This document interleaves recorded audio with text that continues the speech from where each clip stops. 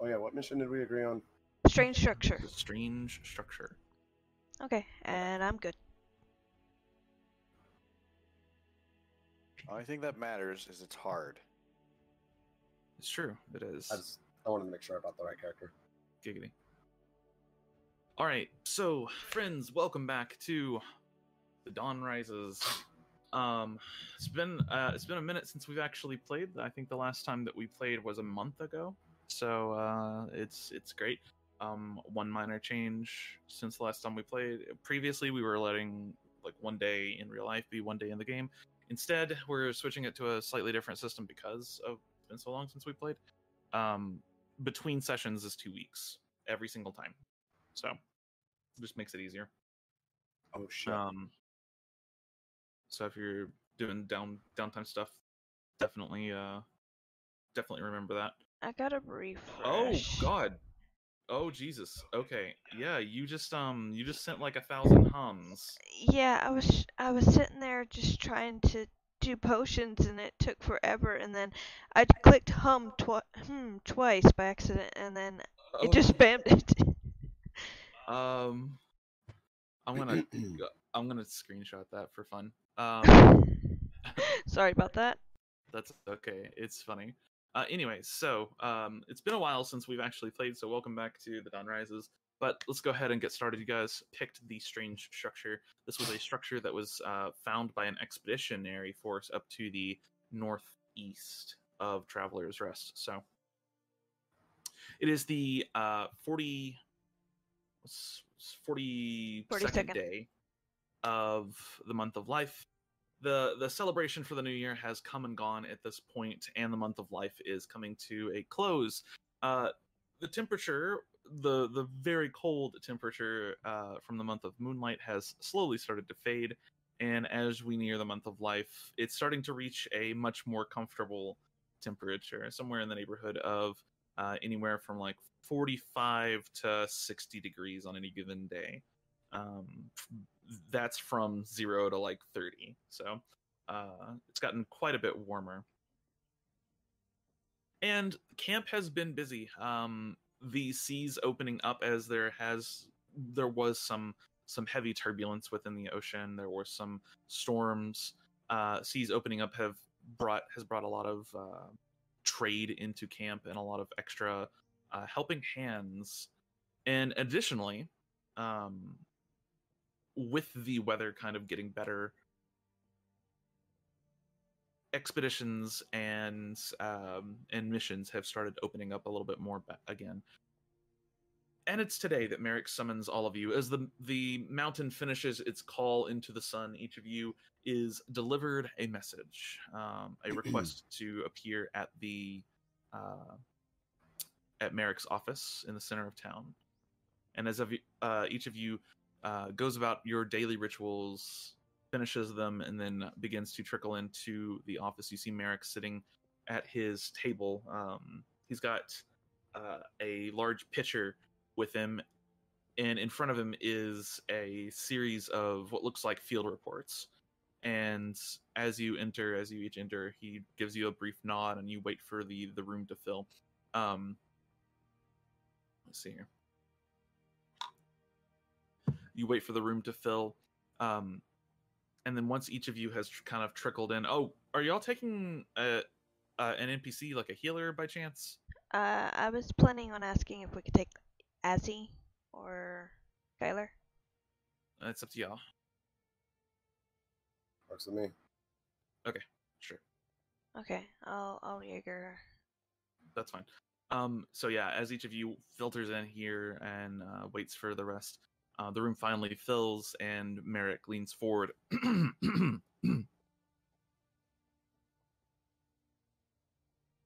We've, and he slides a few of the field reports forward, had some trouble.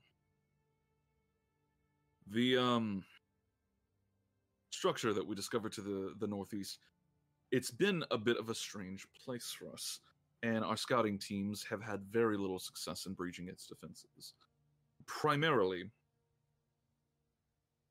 a guardian at the bottom of the stairwells the first stairs that you come to, we have not been able to get any scouts past it.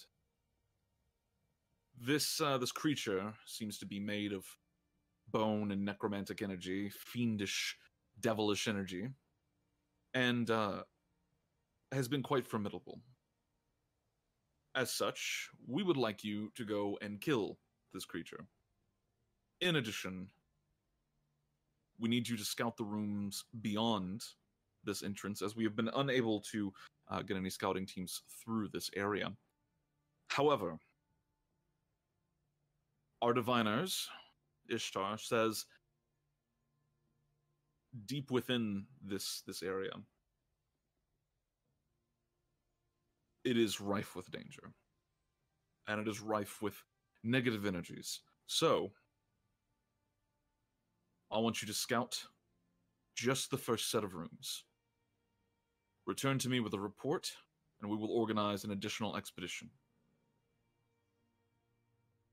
Now, we've faced considerable resistance within this structure. Because of this, the pay for each of you will be rather high, I believe, and he starts thumbing through his notes as the DM goes and double checks the price. 300 each. Yeah, 300 each. I believe this would be 300 gold a head here. It's a lot of money. Make it worth it. Any questions?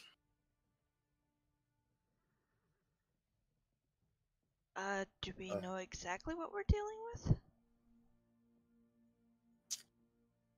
Let me roll something real quick.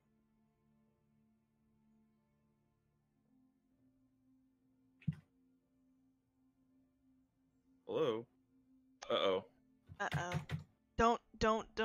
No! Oh no. Can somebody roll me a religion check out of curiosity? I will try. A little laggy. Oh god. Oh no. Alright.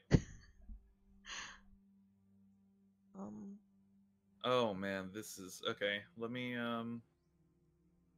anybody else lagging? Yeah, No. each of you just put an X in the chat for me.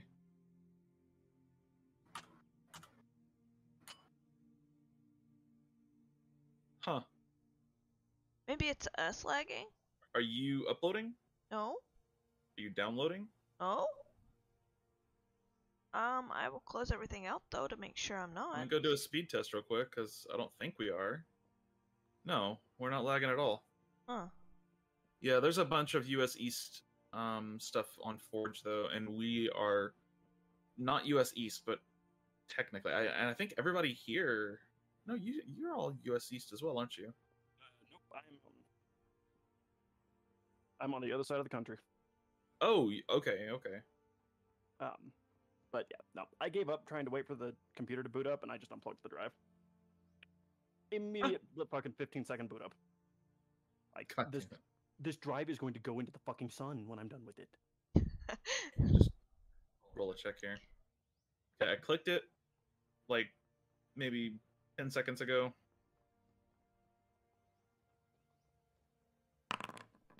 Okay, there it is. Hold on. Sorry for the issues here. Let's go ahead. I'm gonna say click out loud. Click. Oh, and it worked. Okay, there you go. Click. See, it's magic. All right, there it goes. Okay, we just might have some lag. It was just the D&D was fact. getting tired of waiting for me. Yeah, it was just the fact that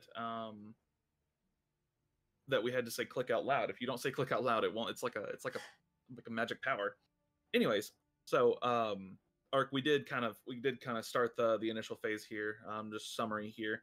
You guys picked the strange structure, and Merrick has informed you that they have been unable to get scouts through the very entrance of it. There is some kind of guardian at the base of stairwell, made of bones and fiendish necrotic energy, that they have been unable to bypass.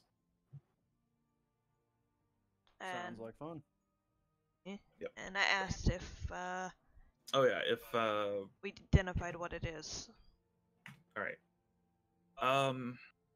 He shakes his head. Unfortunately, we really don't have any idea.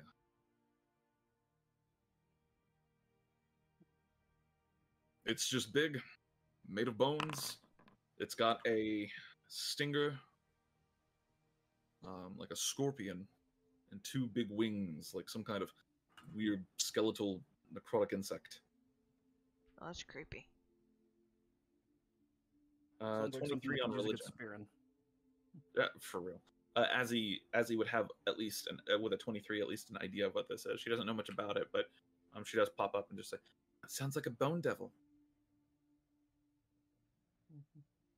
Oh, great. A demon? She nods. Lovely. Well, there you go. I don't know anything about bone devils, but I'm sure a resident expert here can guide you. Any further questions? Anyone else? Nope. Good. All right, feel free to report back whenever you've slain this bone devil. What a creative name. And then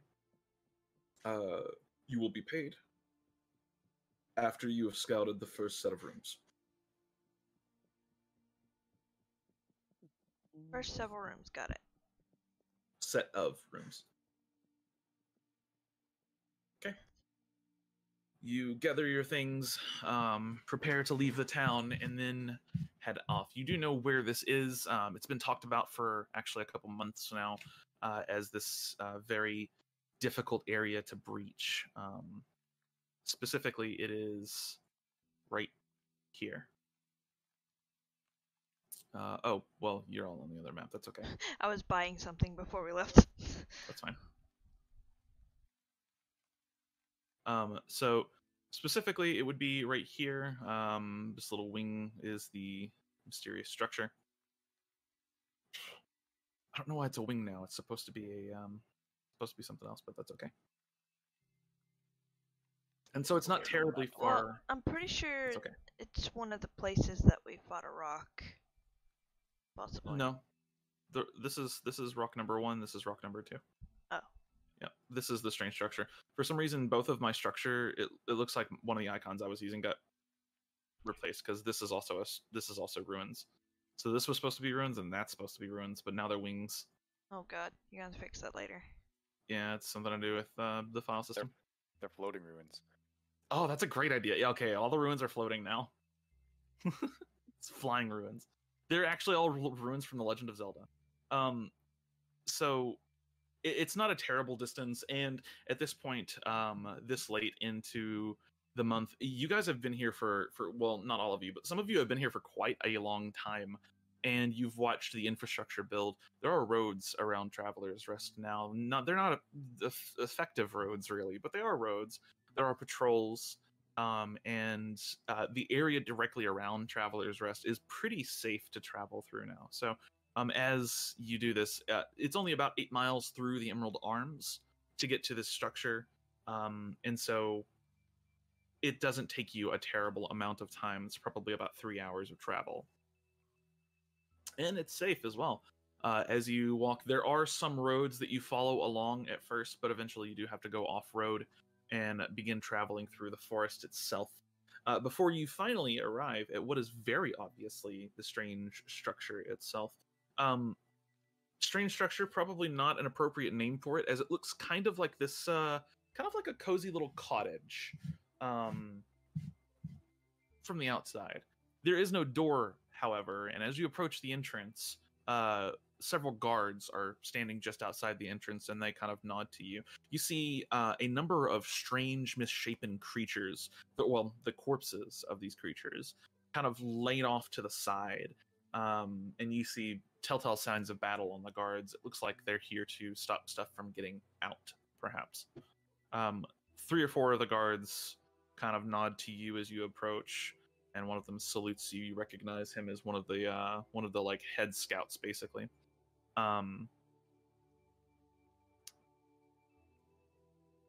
The entrance to the ruins, or the entrance to the structure, is wide open. There is no door. There is no device sealing the ruins or the structure itself at all.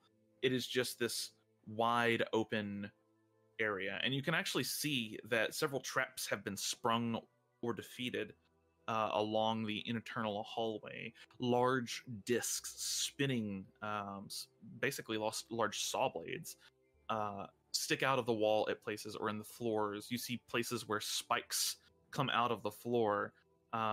This initial hallway was laden with traps, you can tell. The head scout ends his salute and, well, it's been a real hell of a day. Lots of activity in there, so recommend you proceed with a little caution. Right.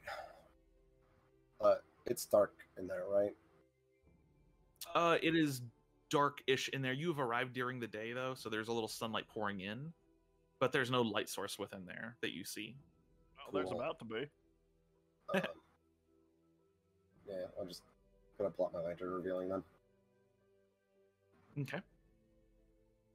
Pull out your lantern, light up this space. It reveals invisible things, correct? Yep. Okay, I will keep that in mind going forward. Let me go ahead and put you all on the map. Eve, you're playing Violet this time, right? Yes. Okay, let me go ahead and put you all on the map, and then I will transfer you over. It's 30 foot dim, 30 foot bright, but they're only revealed when they're in the bright. Okay, good to know.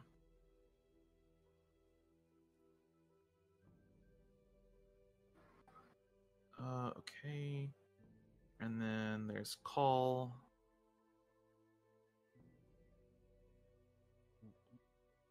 And then, oh yeah, and Azzy. I was like, there's got to be another one. There's Azzy. All right, let me go ahead and switch you over to It is the Azzy. the correct map. Give me one moment here.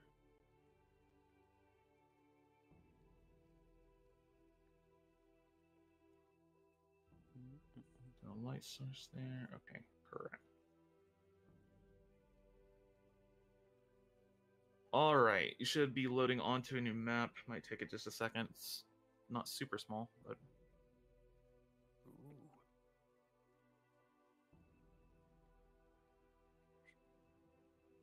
there's a light source there that I don't recognize. Where's that coming from? Weird.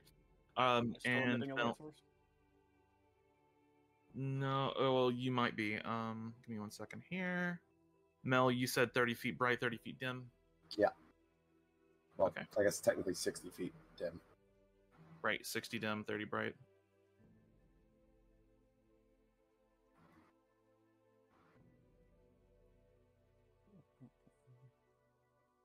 Oh, God. Oh God, Oh God! It's the sun. It's bright, alright. that is. Bask in my radiance. It's for all- I have become so grossly incandescent. Hey, I think we found a Excuse glitch, you. guys. Oh, my Let's break out of the map now. Wow, that was pretty intense. Your Constitution. I failed mine IRL. Praise the sun. What the fuck is that all about? That was weird. I'm sure it's some other weird, fucking stupid ass glitch. So we have them every we fucking had it day. last time too. Yeah. Can I do this?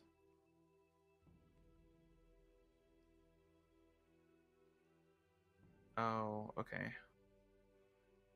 Yeah, so you should be good in emitting light now.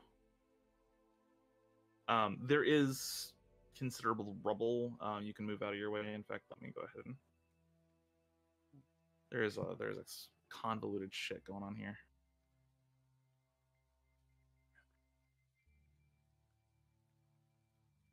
Nope, I don't want to draw new walls. Okay, stop it. Aha! Okay, Shit. there we go. So yeah, there is some rubble in the way, but you see there is a way around it through the hallway itself. And yeah, do you guys enter the hallway? You mean like they're here? Mm-hmm. Yeah, you would have to go like through under this thing and then go around into this area. Okay. Yeah.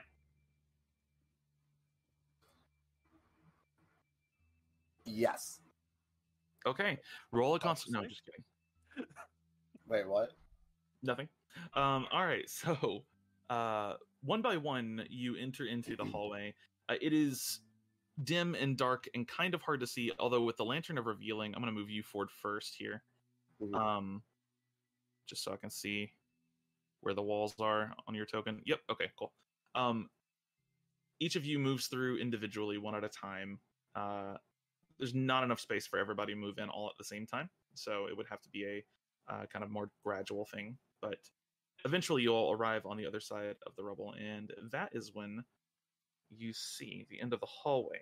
The hallway itself ends in a large brass double door with a trap just beneath it that has already been tripped. This brass double door depicts a large serpent traveling around a sphere.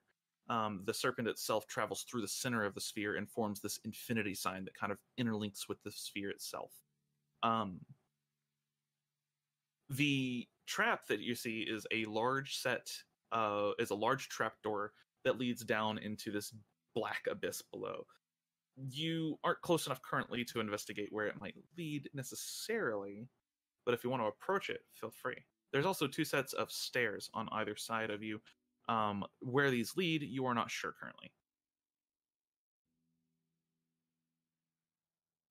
A mysterious pit. Oh boy, it's everything I ever wanted. Yeah, I'm gonna approach it. I'm gonna jump in that pit.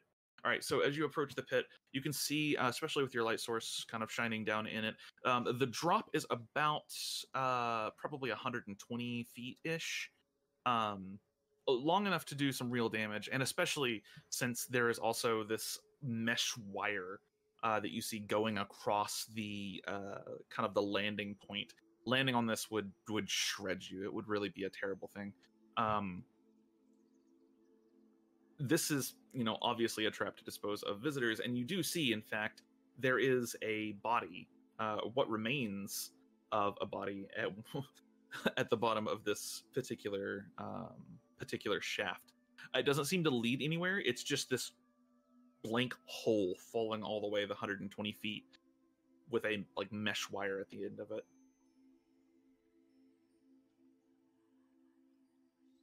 You note the hinges with your passive investigation and passive perception. You would see that the hinges on this trapdoor have been broken. The trapdoor doesn't look like it would go back and, become a normal floor again. But there's a door across the way? Is that what you said? There is a door, yeah. Okay. Yep, there is a door at the very end of the hallway, right here. You would have to stand at this point over the pit to reach it, but I don't know.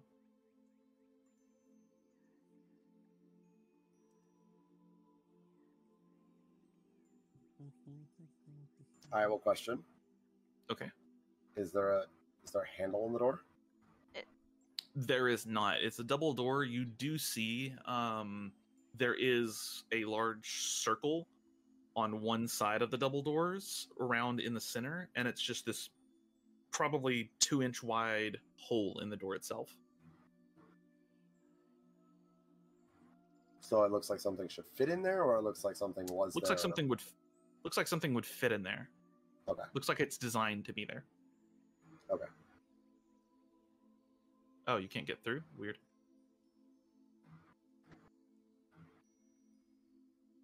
There you go.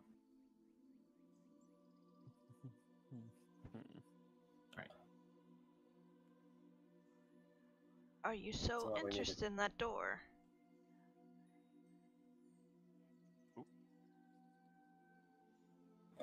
Somebody opened it. Oh. It is not locked. That was me. It is simple. I didn't realize it was. Yeah, you're fine. It is not locked. So, you do know for a fact that the scouts have already been through this door. Wait, this door? Like right there? The door in front of you. Mm-hmm. Oh.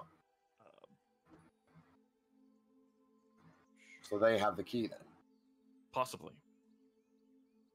Where we need to go isn't through there, though. Correct? It might be. You need to reach the bottom of the first stairwell, which is probably through that door. Reading the field reports, because one of you probably would have read the field reports. Yeah.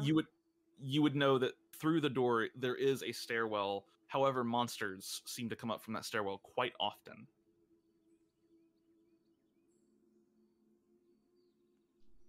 Okay, can I go back out and ask for the key then? Okay, go back out, ask for the key. Yeah, well,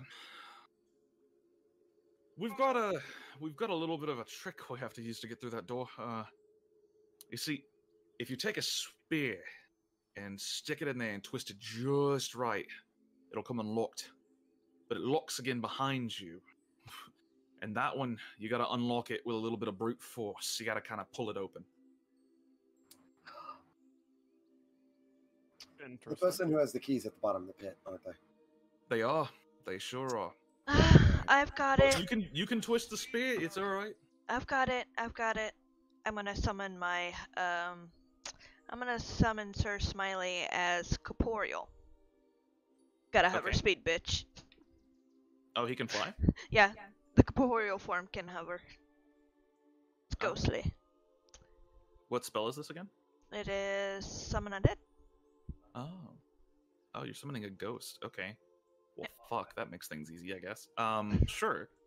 As you approach the thing, Sir Smiley looks down at the mesh wire, grimaces for a minute, like, ooh, and then slowly floats down and plucks the belongings from the fallen individual. Comes back up, hands you their satchel. Inside the satchel, and next to this individual, there was a strange cylindrical shaped object with this kind of pattern on the very end of it. Very much looks like a key.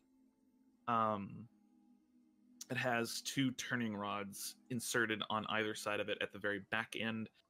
Looks easy enough to use. You also have their satchel. Within the satchel, there's not much, just 16 gold, if you want to keep it. Got it. I'll split it between the party. Goodness Wow. gracious. What about the guy's family? I mean, I don't care, but like, what about the guy's family? Oh, you can Somebody also should retrieve care. the dog tags. Oh, yeah, I'll do that. All right. Weird, we Those found from this- last time. Oh god.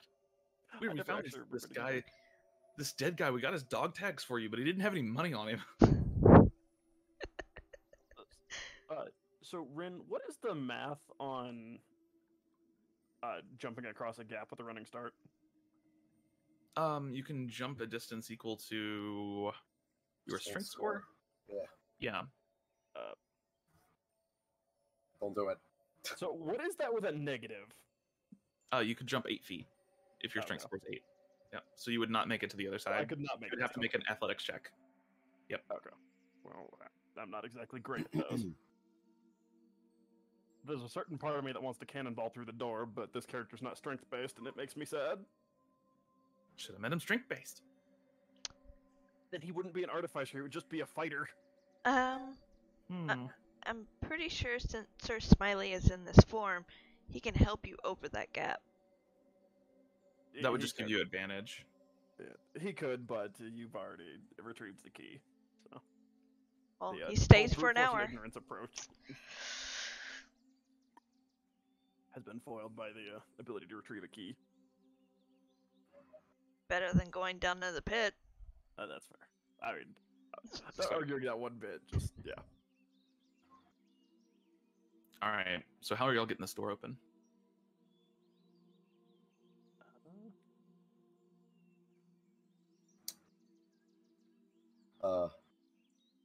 Can the ghost insert the key? Yeah, Is that a thing it can do? it can do it. Hmm. It can choose to go through an object or person. Scribbling down a note. Note to self. Ghosts cannot interact with matter. All right, so the fucking ghost goes over. As you're all talking, and the ghost just plucks it out of your hand, goes over to the door, inserts it, turns it, and the door opens up. There's still a, what is this, 5 foot wide or 10 foot? 10 foot, by the looks of it. Yeah, still a 10 foot wide gap here that you would have to get over, but the door at this point is open. Within this area, you do see the corpses of a monster of some kind of strange beast, in addition to a small fountain. The fountain behind it has this large orb, a very large sphere that's being held up on a pedestal, and through this sphere you see the snake again, kind of forming this weird infinity symbol. Yeah, I'm gonna cast jump on myself and jump the gap. Yeah. Okay, yeah. With jump, your jump distance is tripled. Easily make it across that gap, no problem whatsoever. Is there someplace I can tie a rope? Yeah, actually, with you could easily tie a rope to the little fountain pedestal thing here. I don't know why there's a wall there. There should not be a wall right here. There you go. Okay. Does it look sturdy? About as sturdy as a weird fountain pedestal thing could be. It's made of solid marble and other stones. You're not sure what the second type of stone is, but it definitely looks fine. So if I pull on 410 it, pounds. Can it support that with a rope tied to it? Is the question. Can the rope support 410 pounds is the real question here. Uh, 2 lengths of it probably could. Probably, That's yeah. only 20 feet. Like he could That's wrap it fair, around that's me fair. and then wrap it around back. Yeah, you could do something like that. This structure looks like it could definitely support your weight. It's just a question of the rope supporting your weight. all right, then yeah, I'll do that. And toss the rope across. Okay. With some assistance from the rope, I'm also going to go for a jump. Oh, yeah, no problem at all. With the rope itself, you do land a little short, but thanks to the rope catching you, you just kind of like walk your way up the wall. All right, who's next? I'm good. Pablo could get across pretty easily. Yeah, strength. Pablo has the scores- strength to just leap it. Yeah, he's got 14. Yeah. What is elemental gift? Oh, you can give yourself a... Fly speed for Fly 10 speed. minutes. Okay. The fuck? This is from Tasha's, isn't it? No, I don't know. I don't know what genie's from. I think it's from Tasha's. It could be. Alright. Yeah, so you easily fly across. Azzy has the strength score to simply jump across this. So does Pablo. Call you technically do too if you just want to leap across. Yeah. Oh, okay. I wasn't sure whether you were gonna. Actually, no. That's Oh, right. yeah. It's basically just enough. Yep. Yeah, you would be able to jump just a couple feet beyond the actual gap itself. So, as you all make it to the other side here, untie the rope, retrieve your rope. You land in a room with this strange serpentine structure, a fountain at the base of it. You see on the walls there are tapestries is the wrong word. There's heraldry on the walls itself of this symbol as well. The snake through the orb seems to be everywhere in this area, and you also see below the snake there is this strange-looking kind of Illuminati-esque eye, for lack of a better description.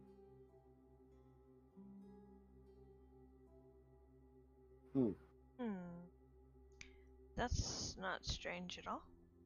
Your face is strange. Thanks. I know it is. Same. So there's a couple of doors in the room. You do know that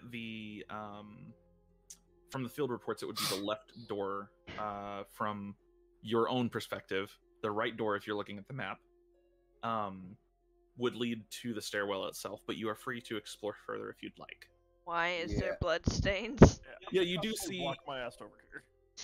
You do see signs of battle, and you do see one door in particular has sustained heavy damage. It's kind of barely on its hinges, and there is a smear where it looks like something was dragged. You push the door open? Okay, yeah, fine. Yeah, really not hard at all. You don't even need a strength check to kick this door in. You kick the door in and see beyond a collection, this weird mass of bodies. They look humanoid, but on further inspection, they definitely are not. There's something off about them. Maybe they once were, but it's like they've almost been joined together in this weird corpse amalgam. Alexander wants to know our location. In this weird corpse amalgam. What is that? As you ask this, Violet, one of the corpses, its head turns. And you watch the entire pile shift and begin scooting towards you, dragging itself slowly towards you. Shut the door. And Slowly. I shut the door. To be fair, Pretty though, obvious shut this the thing cat. can't open a door. God damn it. Alright, everybody roll me initiative. Oh god. Nice, and that one. At least you have bonuses to your initiative. Second, no, get Azzy. And roll it. Ah, alright, Call, what's your dex? Hi. 19.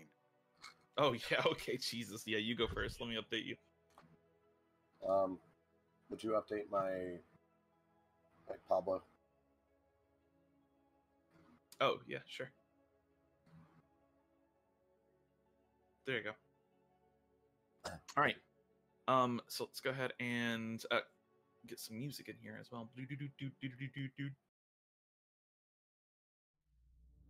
While that's loading, I'll go ahead and say, Call, you're up first. You watch them open the door, hear this weird gurgling noise, and then some like heavy shuffling, and then you watch them shut the door.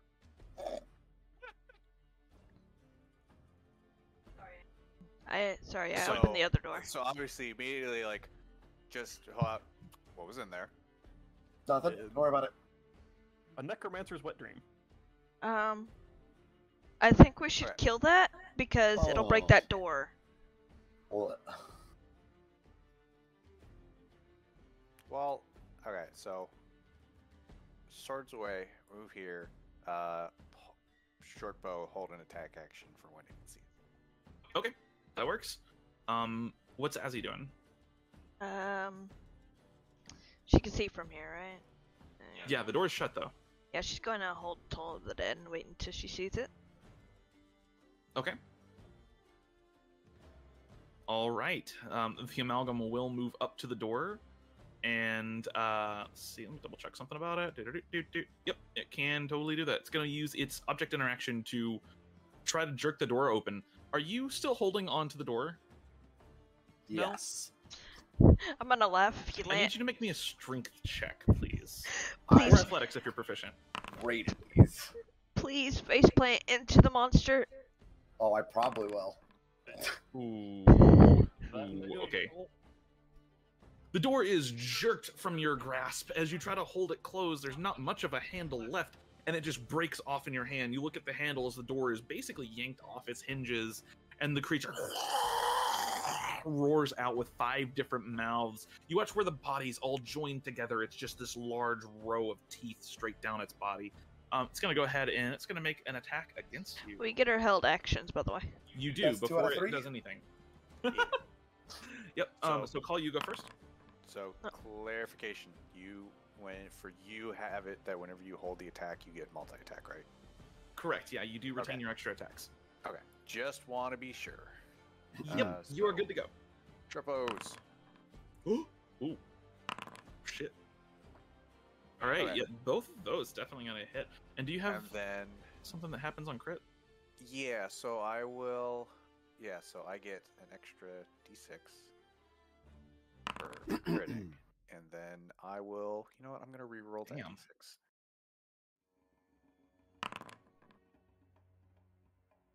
Unfortunate. Oh, well. He- Okay, yeah. You can take the previous roll though, can't you? No, I just let me double check, but I think I have If to it's take the new Piercer, roll. I think you have to take the new roll of Yeah, Piercer. yeah, I'm pretty sure it's you have to take Okay. the new roll.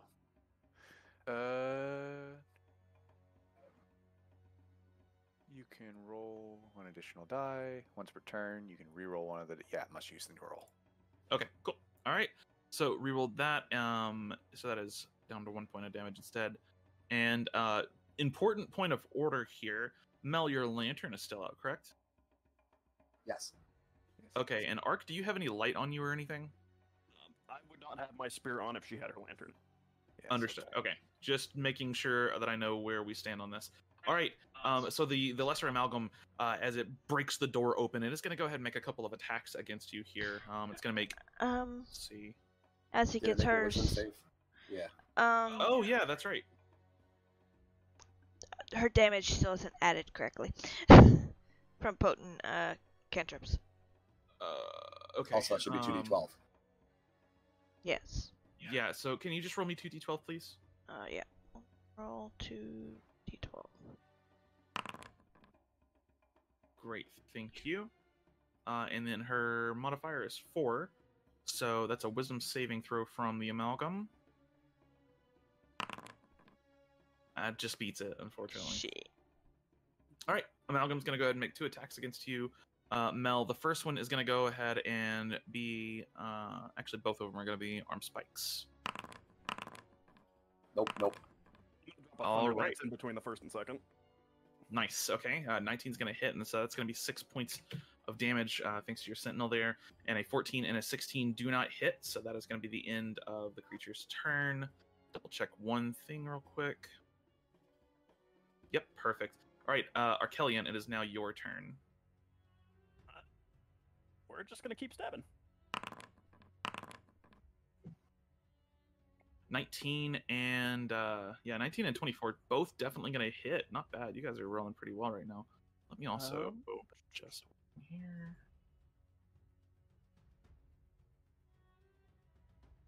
All right, perfect. So that is going to be 11 and 5 points of damage. You guys are tearing this guy up. He already is looking completely shredded. Is that the end of your turn? I'm also gonna hit him with a Shield Master Shove. Ooh, nice. Are you pushing him backwards, or are you pushing him? Yeah, I'm gonna shove him backward, away from myself and Mel. You're the best. All right, and that is an athletics check from you. I really need to get proficiency in those. Yeah, it'll help you a lot. Oh. Ah, okay. So, yeah, that is you're the one that initiated that, so that is a success on its part. So you are unable to push it back right now. That -1 hurts. Is that the end of your turn? Yes. Okay, it's gonna take a dauntless action at the end of your turn. It's gonna go ahead and use Embrace on Mel. I like that.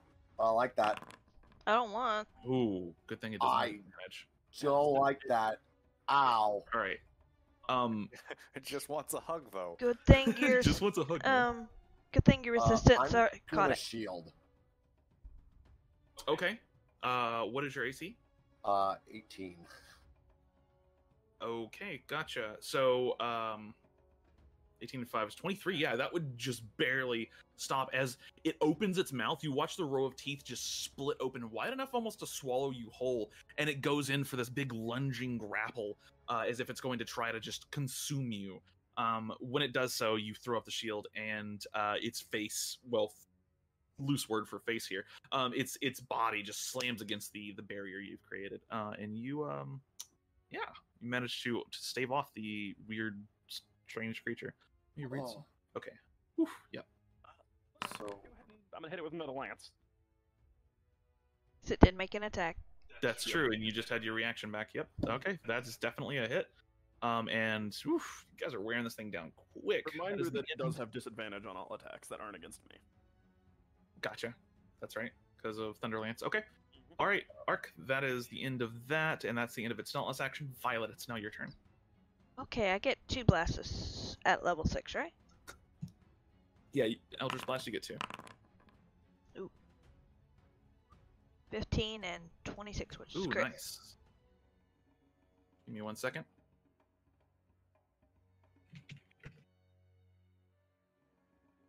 All right, so you have 15. 15 just hits, and then the 26 obviously does hit. Yeah, there is additional parts to that attack. You don't take the full brunt of that damage listed. Oh, okay. Yeah, it has conditionals after the hit. Let's see here. Does your thunder damage is just a flat modifier, so it doesn't crit. Good to know. Okay. I think that's a dead ass creature. It sure is. Yep. So as the creature attempts to just swallow Mel whole, she throws up a shield, and Mel, you just watch it get shredded by Violet's Eldritch Blast, and it just falls like a bird that just smacked into a window, just kind of slides down your barrier that you created here. The thunder damage only happens once per turn, right? Yeah, once. That's correct. Yeah. That's why I put once in there. All right.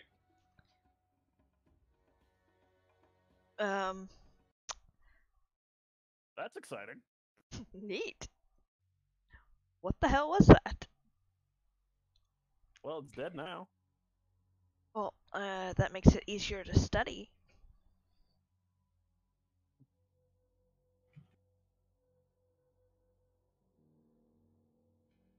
As you look at the creature, it twitches a few times, and you kind of smash it. Some of you, I imagine, would stab it and such. It stops twitching after a little while and just kind of lays on the ground itself. You see where there's this weird fusing of flesh. These may have once been people, but they are no longer.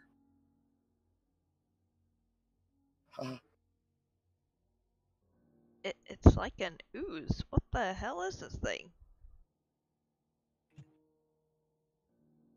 So who wants to step over to do its pass there? Sure, I'll fly over it. You just kind of hover over it. Yeah. Okay. Yeah. As you do so, the rest of the room is fairly plain. This looks like it may have once been some kind of maybe like study or something. There is a desk, but it has just been smashed to pieces. It's no longer a desk.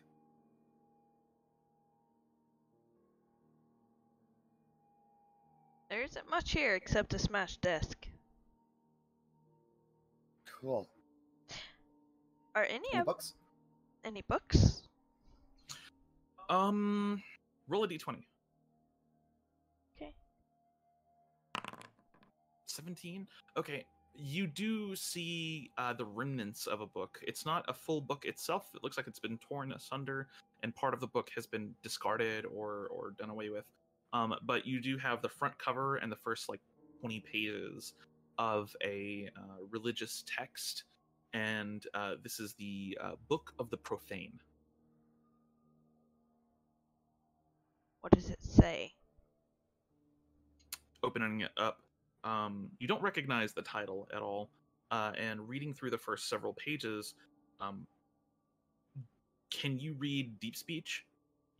Let's see. Yes, Violet can. Oh, of course you can. Reading through the first several pages, it details the worship of the great profane, of the curse maker, the Eye. And it references the Eye several times throughout this. You also see some diagrams of this kind of interwoven sphere and snake symbol as well. Well, This is essentially like an instruction manual for religious rituals. but there's only 20 pages. There's only 20 pages. The rest have been either discarded or burned away or something. There's a half-destroyed book. There's only 20 pages left. Do you want it?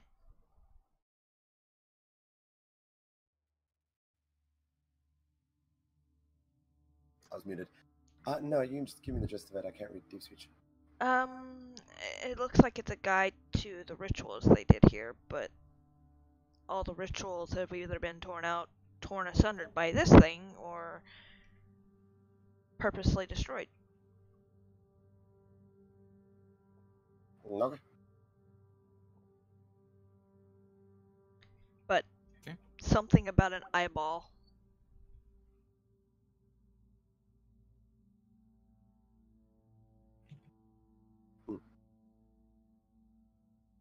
Okay. Creepy. Who would worship an eyeball? Who worships anything? True. We here in the Artificers Guild only recognize the machine god. Alright, so looking into that room, not much in there in the way of interest. Just some more symbolism, the smashed desk and the ruined book. Further down the hallway, you see that there are more doors, and then in this room with you as well, there's a door on the east side of the room. I want to open that one. Yeah, sure. You walk up to this door. You do see that there is a notice posted on the door, and it is written in common, just says danger across it. And as you open it, a smell hits your nose. It is a very particular smell. I don't know if you've ever been inside a paint shop, but I'm not sure that I can describe it any other way. It is this visceral chemical smell that just fills your nostrils, almost makes your eyes burn pretty much immediately. You're literally talking to an artificer probably deals with chemicals. Well, I'm talking about in real life. Yeah. Like, I grew up in a paint shop. I'm very familiar with the smell, but I can't describe it really. It's like is this like bitter chemical. This is the smell of like the stuff they used to clean paintbrushes. Yeah, I forget what it's called. It's not. No. It's the smell of turpentine. mixing paint. No, it's not turpentine. It's the smell of mixing paint, and I cannot describe it. It smells okay. like rotten chemicals. Like, imagine a chemical acrid smell, and then imagine that you added rot to it. It's such a weird smell. Okay. Yeah, it's really funky, but it's just a really unpleasant, stinging smell hits your nose.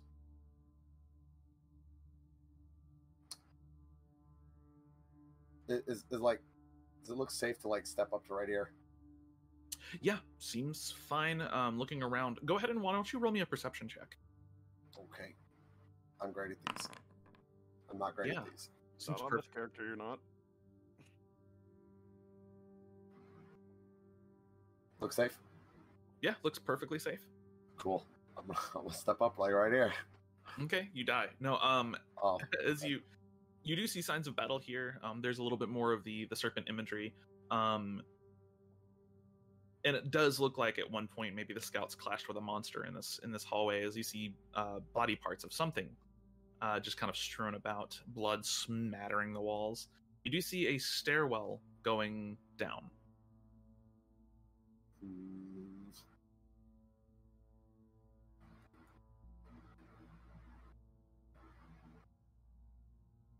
I want to chuck a rock down the steps. Okay, yeah, easy enough. Can't find a rock, so you just kind of look around. There's a big piece of bone, and just kick that down the steps. Yeah, it lands at the bottom of the stairwell, kind of hits the back wall. Nothing happens.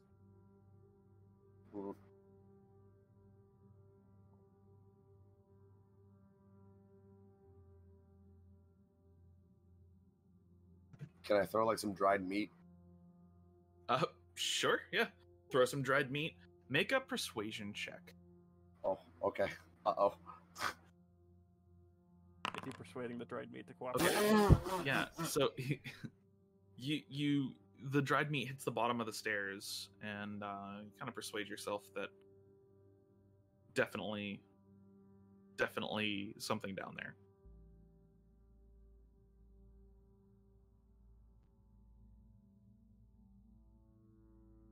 Hey, you have a ghost that goes through walls, yeah? It can, yes. Smiley just goes, Is there anything down there? Sure. How far down? I need to look at it. Yeah, so it's a pretty good distance. The stairwell itself that you're looking at is about, say 20 feet or so, and then it looks like it veers off. You have no way to tell right now of how far down it would go.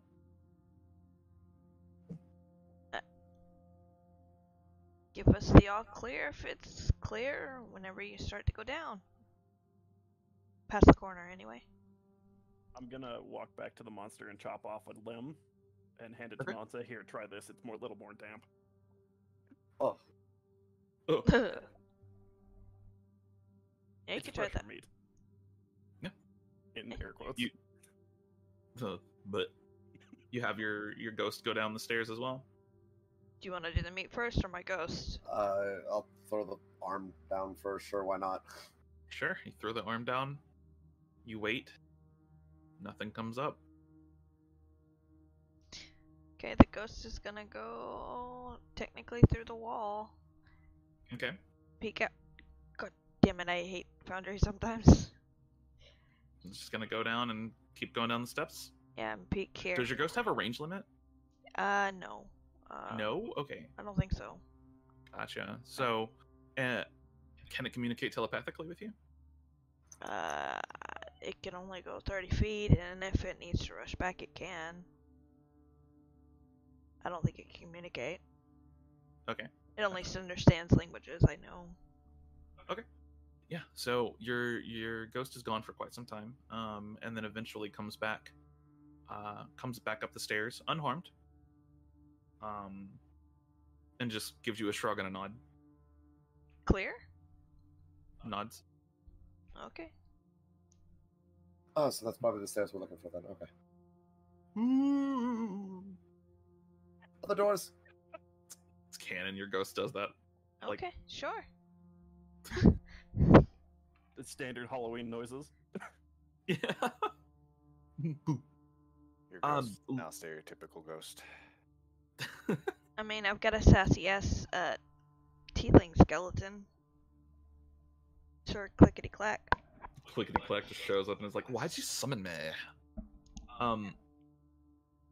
Yeah, there's two doors at the end of this hallway. One of them is already pretty clearly open. Looks like this room has already been kind of explored. The other one has a notice on it, and it just has this big red X across the notice. This is kind of a universal scout sign for "Do not enter." Do not enter. Hey, Cal, do you want to help me enter?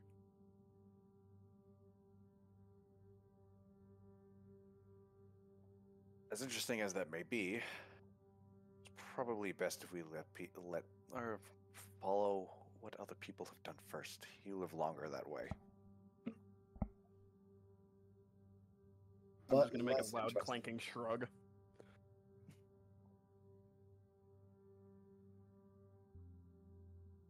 Alright, well, if he's gonna go for it, I'm gonna help. Are you Shrug gonna is like, up to you. open it? Where's Well, my because skeleton? after saying that, if you're still kind of like gonna go for it, I'm gonna help because it's. But Fuck it, let's go through the door. That guy's guidance. How are you opening the door? I'm just gonna open it normally this time. Last time I kicked the door and there was a monster on the other side. Cool. So you open up the door, it swings inwards and reveals beyond a hallway of traps. These traps have already been activated.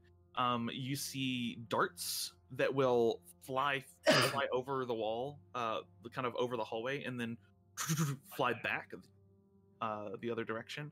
You see large swinging blades. It's an Indiana Jones hallway. You also see part of the floor has crumbled away, and below it you just see dark, inky blackness, and that would be this square here. Does it look like the traps will activate again? They are active right now. Oh. They're still going. I'm gonna slowly shut the door. Okay. I'm just gonna pull that method again and say we go the other way. Okay. I don't trust my dexterity in that hallway. How far is the hallway? From the look you got, it's like 30 feet long. My ghost could get through it. If we can find a switch from here. Your ghost can take damage. Yeah, I know it can, but it can still go through the fucking wall. Is the ceiling clear? How high is the ceiling too? I would say like 25 feet. And the ceiling does appear to be clear, though some of the blades are swinging from the ceiling. You wouldn't be dodging blades, but you would be dodging the haft of the blades knocking you off.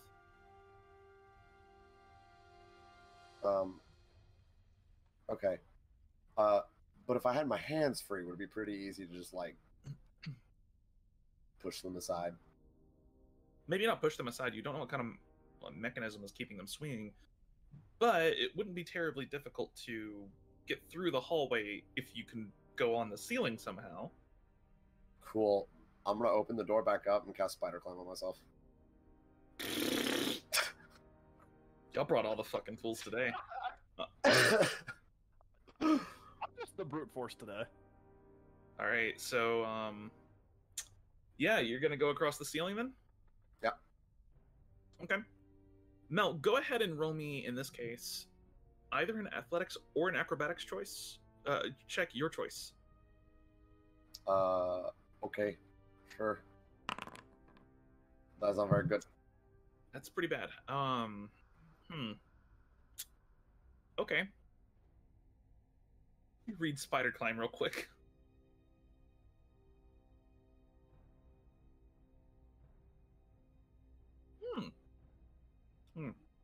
Okay. As you're proceeding through, you get about halfway through the hallway before you mistime one of your. You have to like wait for the blades to slide across the hall and then just kind of casually walk through. You mistime it, and the blade hits your foot, dislodging your foot from the ceiling while you're mid-step. You quickly reach up, trying to grab the blade. Go ahead, the haft of the blade. Go ahead and make me a dexterity saving throw. Oh no. Wait. Let me check something real quick. Okay. I'm gonna use quick-witted for this. Okay. So that's 16. a 19. 19. Not bad at all. You managed to grab the haft of the blade. You are now swinging on the blade as it swings with you. You do slow the blade down a little bit, but it's whatever mechanism keeps it going is definitely strong enough to keep you and the blade going. And with a little bit of finesse and movement, you do manage to get back up to the ceiling, kind of planting your feet there and also using your hands. Very Spider-Man crawl type thing. And then we'll say with a 17, yeah, you would be able to make it through the rest of the hallway here, and you reach the end of the hall. Cool. Is the door trapped? I'll make an investigation check as you crawl to the top of the door and investigate it from the top of the door down. Yeah, 16. The door does appear to be trapped. It's a very rudimentary trap. However, this is something you would put to keep out, really dumb thieves, like maybe yourself here. Really simple trap. You can tell that there is a string hooked over the bolting mechanism of the lock on the door, and on the retraction of said bolt, the string would snap out and release whatever it might be holding. You don't know what it's holding, but you do know that to defeat the trap is fairly simple. You just need to make sure the string doesn't snap back. Do you have thieves tools? I do. Yeah, you could roll me a thieves tools check. Cool. You walk log trap, not far off. Let me double check something because I did just get this. Artificer. See, oh, that's not it. An artificer gets something special with tool checks. Yes, they do. The right tool for the job. What about the left tool for the job? Magical create, non-magical. No, okay, that's not what I'm thinking of. I thought they got like a... Oh, tool expertise, there we go. Okay, that is right above it. Yep. So let me edit this then real quick. So I think I can put it and say that I'm yes, expertise. Alright, these things. 17. 17, okay. It is a touch and go moment here, but you do manage to disarm the trap and unlock the door, barely. As the door slowly sweeps open, you can tell that the scouts have not been in here, as there's a layer of dust on the floor, probably 4 or 5 inches thick. The door swings open, and you slowly climb down and find yourself in this particular room. Just bit the shit out of my tongue. It hurt a lot. Ow. Ow. I'm dying. Okay, anyway. Within this room, you find 4 vaguely sarcophagi-shaped blocks and 3 gold and oak chests. Between each of the chests and on the edges, you find that there is a statue. Each statue looks completely different. You see one of a mage in the middle of a cast. You see a warrior holding a greatsword, and it looks like he's in mid-swing. You see a archer with his longbow drawn, and then you also see a 4th individual who stares forward, pale and gaunt, and you see 2 fangs kind of moving down from their top lip, very, for lack of a better term, very vampire-esque. On the forehead of each of these individuals, you see a 3rd eye. I think this is a trap within a trap. Kind of hard to see within a trap, being on the opposite side. Can you find a switch to disable this trap? Good question. Can I find a switch? Yeah, roll perception. Cool. Okay, 18, easy enough. There is what looks like a switch, kind of off to the side, a good 15 feet on the other wall. You find kind of this mural, and in the center of this mural, there is this button that's sticking out of the center. Does it look like walking over to it is trapped? With an 18 perception, it does not appear to be. Alright, I'm gonna go over and press the button. Okay, go over and press the button. You'll hear the grinding of a mechanism, and before long, the blades do come to a rest. And then you watch them. You can hear what sounds like a winch winding up a chain as they are all withdrawn into the ceiling, and the darts stop moving back and forth through the hallway. Yay! Just avoid the black pit of death.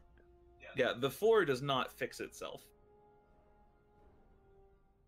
Oh yeah, does my lantern reveal anything? Currently, no. As you're in here, the lantern has not revealed any invisible secrets to you. Okay. I'm gonna slowly proceed. Sure, yeah. Taking a step forward, another step, another step. Slowly proceed through the hallway. Make it to the other side without issue. Hello? Is it you I'm looking for?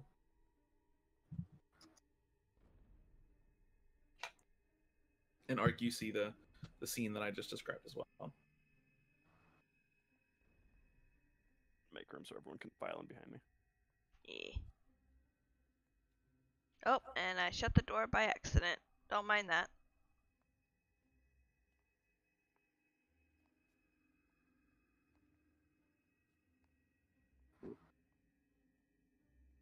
So what is this exactly?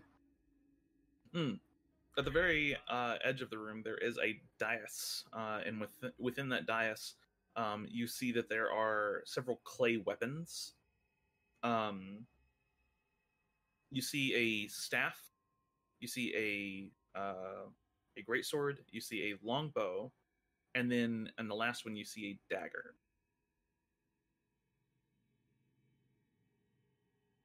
Do you really think it's as simple as that? I'm Probably. gonna guess it's similar to rock, paper, scissors. I hope not. Can you reach in and like pull them out? Yeah, they are just kind of on the dais. It's not even a proper dais. It's like almost like a table, Cool. and they're just sitting on it. Well, I'm gonna walk on the wall because I don't want to step on the floor. Okay. And I'm gonna go over and I'm gonna pull the weapons out. Wait, Yeah, is it so- trapped? Okay, roll investigation. Doesn't seem to be. Cool, we'll pull the weapons out. Okay, yeah. You pull the weapons out of the little table or off the table here. You have each of the weapons in your hand. They're pretty heavy. They weigh about 15 pounds each. I will slowly Yeah, make they're my way over to big. the statues. Okay, to the statues. You see the mage holds a staff, the warrior holds a greatsword, the ranger holds a longbow. The vampire-looking one doesn't have any weapon in its hands. Is it? Before we do this, just in case if there's something alive in the sarcophagus, I'm gonna have my ghost peek its head in there, see if anything is alive. Sure. Peeks its head in there and comes back out after just a moment. And can it talk? It Does could it probably. speak? Understands. No, it cannot speak. Okay. It just shrugs and then shakes its head no. Any undead? It shakes its head no. Skeleton? Shakes its head no. Okay. Does it look like there's some place that these weapons would fit on the statue? Looking at the statues themselves, no. But as you get closer to the statues, you see these structures, these box-like structures. Each of them has kind of an impression in the structure itself, where you could place a weapon kind of in front of the statue on the structure that corresponds to it. Okay, I'll do that then. So you're gonna put which weapon where? You said there was a staff, right? There's a staff with a mage. Yeah. Yeah, so I'm assuming that I could put the staff here. You could, yeah. Lay the staff on the structure itself. There's a little indent.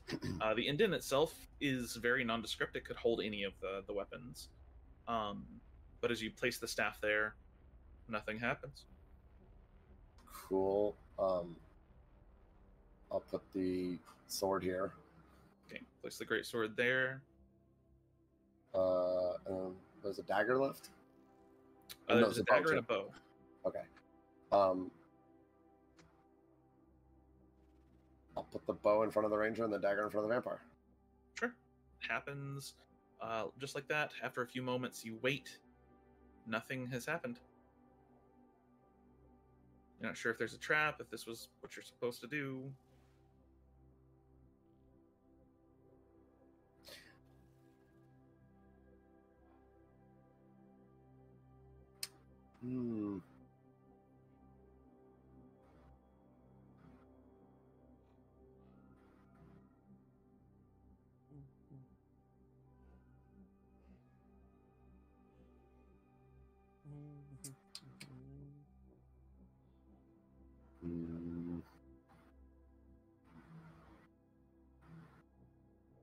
Is right. Her. Your face explode. Her.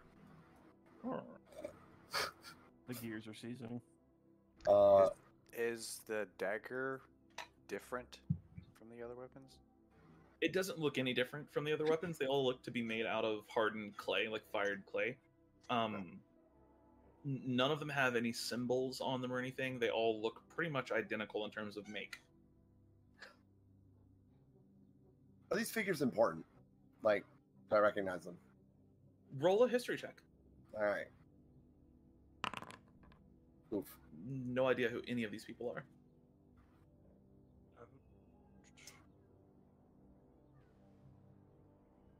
I don't know. My best guess is what they're weak to.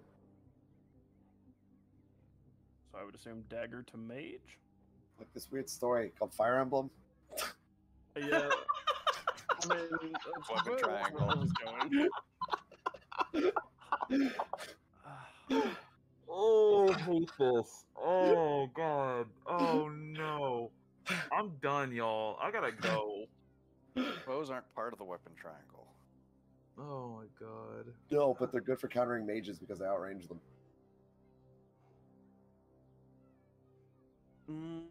I don't. That's not believable at all in this world. But you know. Yeah, I'm trying to think what. Like Bows do outrange most spells. Yeah. Oh. Yeah, I mean, my ranger has like a 590 range or something with that maximum with the long range. All right, here we go. Fire Emblem style. I'm gonna put the bow here. Okay. I'm gonna put the sword here because sword counters axe. Boom. Okay. I would say Well, magic. So hold on. This guy right here, he's got an axe on the map, but he's got a sword in his hand. Just as an. Oh. Okay. Yeah. Okay. The map is just a loose representation. Okay. Then, So the statues have staff, sword, bow, no weapon at all.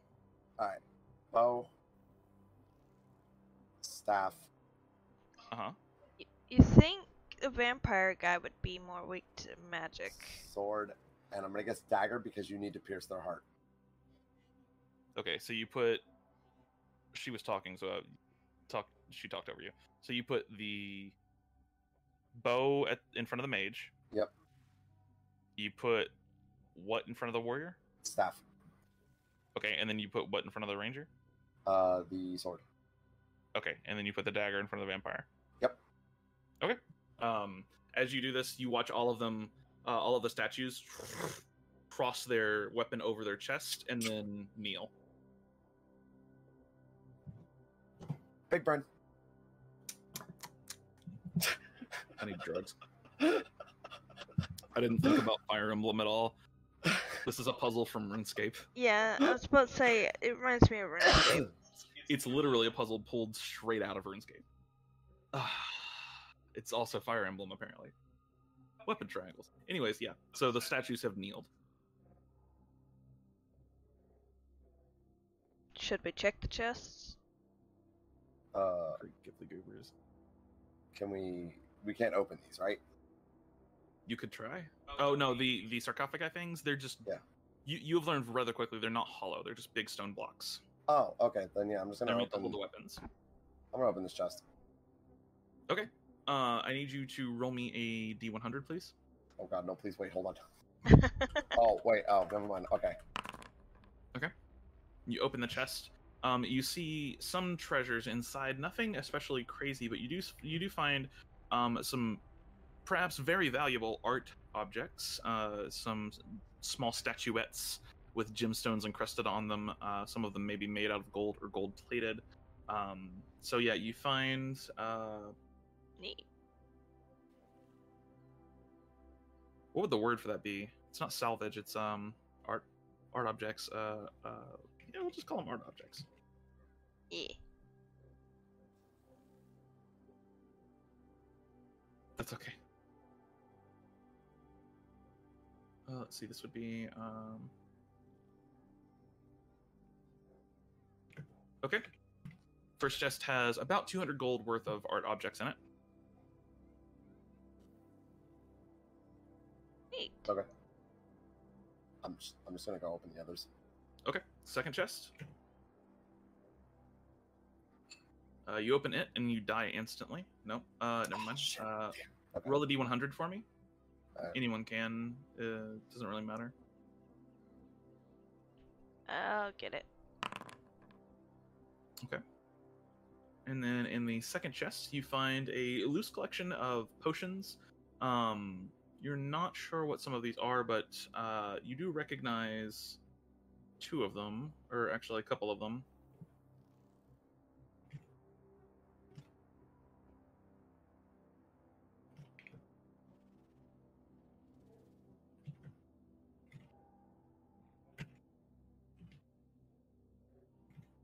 You find 4 potions within this chest, all nestled and nice in this like little velvet hold. Also, I don't know why Sir Smiley is giving you your loot, but Because you have Sir Smiley selected. the third chest, somebody roll me a D100. Oh, okay. All right. Hmm. Well, That's all my luck for tonight. Inside is 1 gold. Yeah, there is a single gold inside. A piece of mythical armor. Let's see here.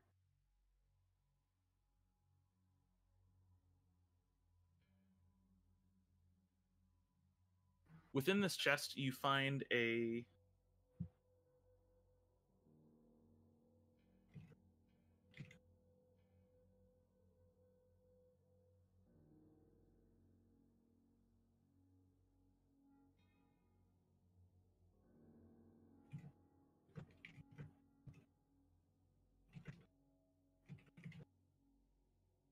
That's not how you spell serpent. Jesus.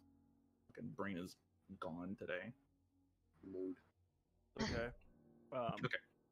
I'm You gonna copy find- paste how I spelled scissors.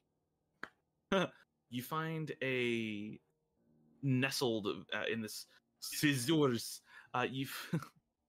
You find nestled in this small jewelry box is a brass ring that is engraved with the ritualistic eye that you've been seeing and the heraldry in this area. Additionally, you find a thin yew wand that is engraved with the serpent and orb in two different spots. Once at the top, kind of wrapping around the wand, and then once at the bottom, on the very bottom of the wand itself, where it's flat.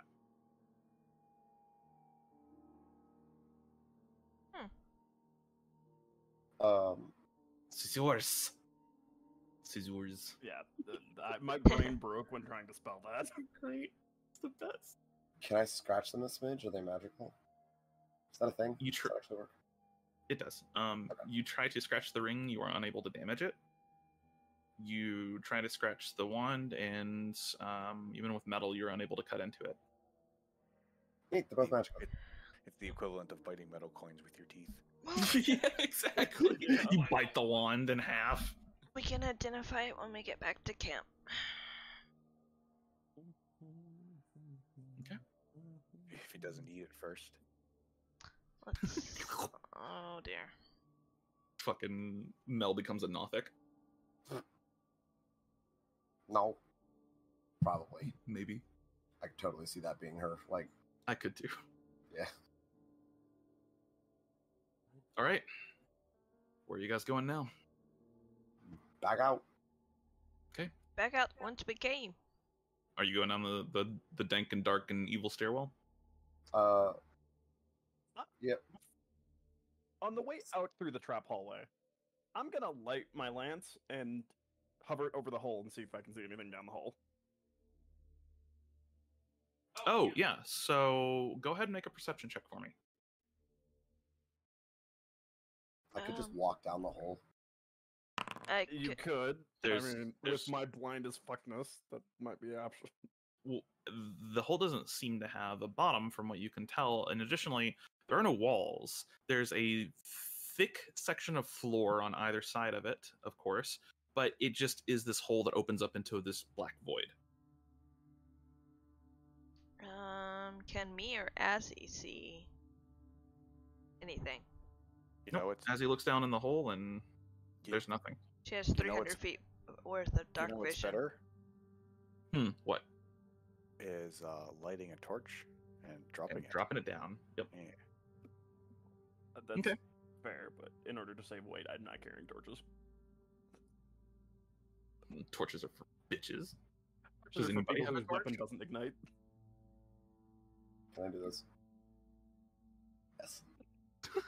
Alright, yeah, so Spin right round. yeah, so I'll light a torch, prestidigitation, and rub it down a hole. Okay, gotcha. The torch becomes bright flame. As you drop it down the hole, you watch it fall. And you watch it fall. You watch the flame grow smaller and smaller and smaller until it turns into a tiny speck, no bigger than your thumbnail, before it finally disappears. And hits a gas pocket.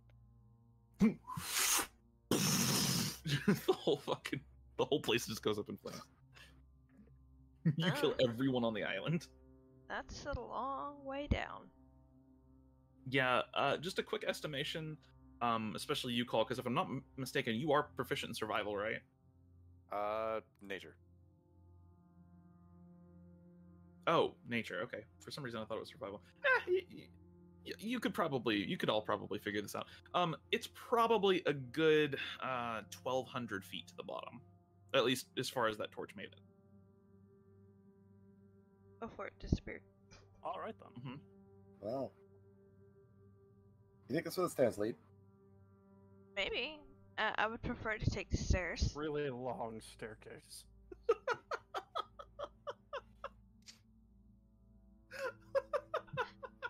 I mean, it could be as long how big this facility really is. Big enough it needs an elevator. Big enough it needs a fucking teleporter. Yeah. Or dimension door. What's in this room? In this room, there is a simple mirror, 2 fountains. The mirror itself looks like it's a ritual item. It does have the serpent, however, it does not have the orb on it. Instead, the serpent is looped around the sides of the mirror, forming these infinite, quote-unquote, infinity symbols that seem to have no end, no beginning. Very, like, Mobius strip-looking thing. Oh, gotcha, okay. And these? There are what look like the same type of boxes in this room. They don't appear to have a purpose here. Maybe decorative. So there's nothing of note in here. Not that you can tell. So I should make a check. Sure. Roll perception. Alright, cool. Yeah. 21. Looking around, there does not appear to be anything of note in here. You do realize, though, that more than likely, given the layout of the room and how empty some spaces are, there was probably some stuff in here, maybe like ritual figurines and stuff that the scouts probably took. Okay. They gotta make their money somehow. Damn scouts looting things before we got here. Before they Sometimes die, we you take find. Oh no! You're assuming that's the scouts that took it. Yeah, there have been waves of scouts, but as you proceed down the stairs, it is an interesting experience as you go from this kind of cobblestone structure, very kind of almost period appropriate here, to these heavy wooden walls, and you're now walking down this spiral staircase. You've been walking for probably about 5 minutes or so. You're now walking down this spiral staircase with these heavy wooden walls and these thick wooden stairs, and you finally emerge at the bottom. When you do, you find yourself not in a structure, but in a cave.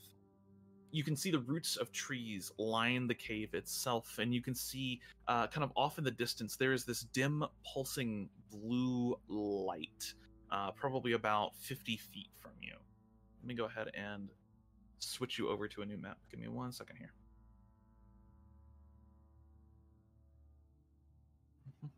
Pretty shiny blue cave light.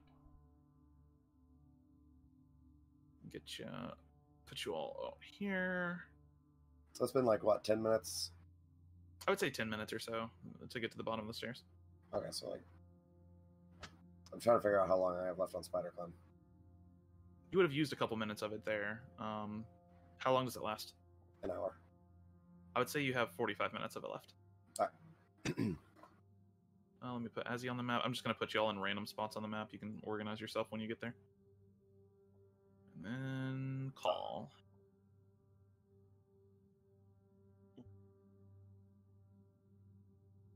Ooh, pretty. And then I assume we came in the doorway? No, actually, you came. There's a. The angles fuck you up here, but you can. Okay. There's some stairs right here. I gotcha. Oh no. I lost where we were. Oh no. Oh no!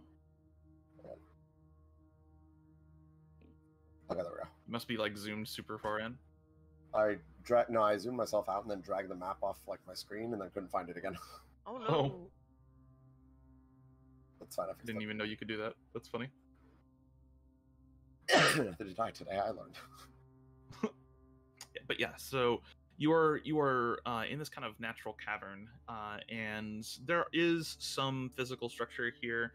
There are walls built between kind of narrow places in the cavern, and it looks like they may have had doors at one point, but you can see that the doors have been just blown apart at this point.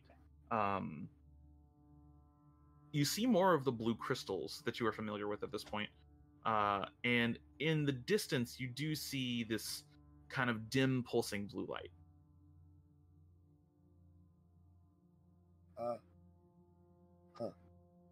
How tall are the ceilings? Let's see. In the room that you're in right now, the ceilings would be probably about 50 feet. Cool. Can I climb on the ceilings and check out what's over here before we go through the obvious door? Yeah, sure. Go ahead and make me a perception check. myself over there. Yeah, the walls are going to tell you no. Give me 1 second. I'll move you. There you go. 14. 14. You don't see anything special of any kind of special note. You do see a small amount of running water in this area. It seems to be flowing downhill, as water does. But you note that the water itself looks weird. It's a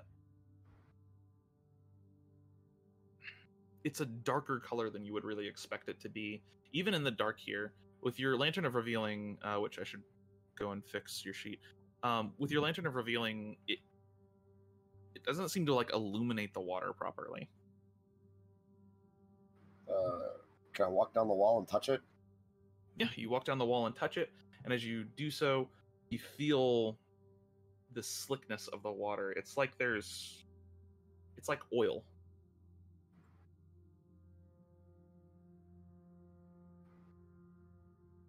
It's blood.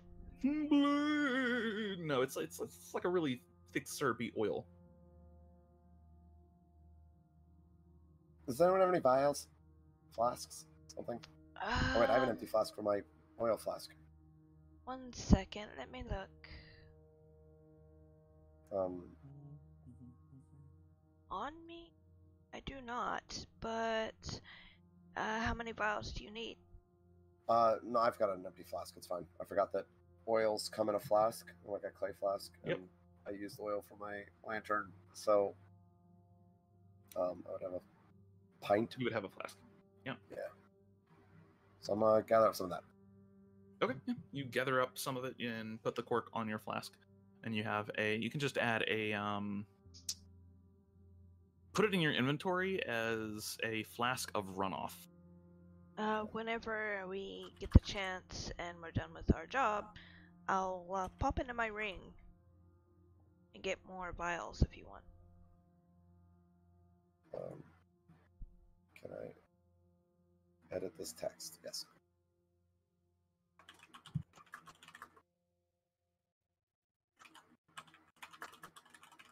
Okay. You also see that there is further space over here as a note. Okay, can I check that out? Yeah, sure. I don't know if you can move yourself or not.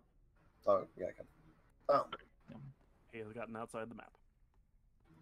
You have broken outside the map. The devs are about to kick your ass. Yeah, so looking through this area, it's pretty basic. However, you do see the dim blue glow, not of the crystals, but of whatever is beyond this area. And as you round this corner, I'm assuming the rest of you would either have followed her or come up through the like intended passage. I would relay that it does circle around. Okay. Alright. It's up to y'all. Then yeah, I would, with that info, I would definitely. Okay. Move forward. Yeah.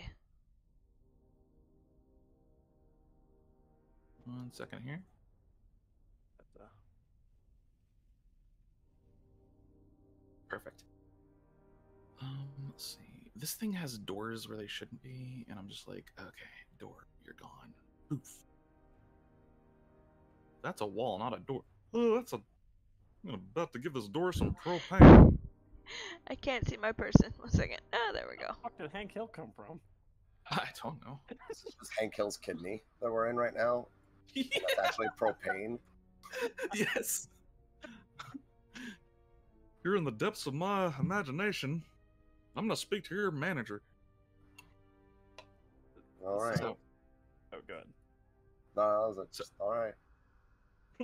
as you cross into the as you cross into this section, you see what can really only be described as a device. Embedded within the cave wall and in the dirt itself, you see some kind of low, flat structure. The structure itself is glowing in multiple areas, and you see small lines, arcane circuits connecting multiple points on the structure itself. At its top, you see a sigil sequence dimly glowing.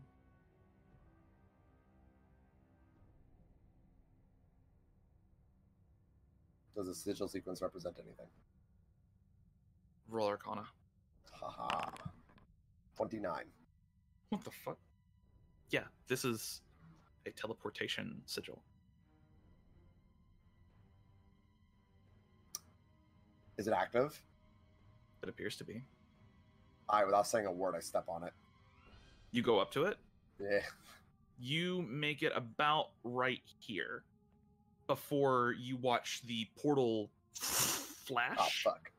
And standing in the portal itself is a large creature, easily standing 15 feet tall, though it bends down and it moves in this almost serpentine-like way. You watch this amassing amalgam of skeletal structures kind of come together and form. Two large black wings made of pure shadow sprout from its back, and a long tail ends in twin barbed stingers. 6 arms sprout from its side, made up of a collection of various leg bones and what looks like human parts. And it looks to you, cocks its head to the side, and roars. It's fucking F3. Too bad now. All right. And I'll bitch make can some fly. initiative. How tall is the ceiling in here? Quick save. There is no quick save. You're on, man. The ceiling in here would be about the same, 50 feet. Okay, cool. Because that, I feel, is going to be important when it comes up and slaps my shit in and I fall 50 feet.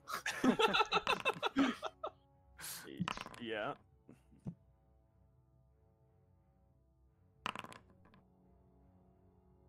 Fucking Pablo. Yeah, I know. Pablo takes all my good rolls. I swear. He does. It's true. All right, let's get some music. Can you fix Pablo for me? I might.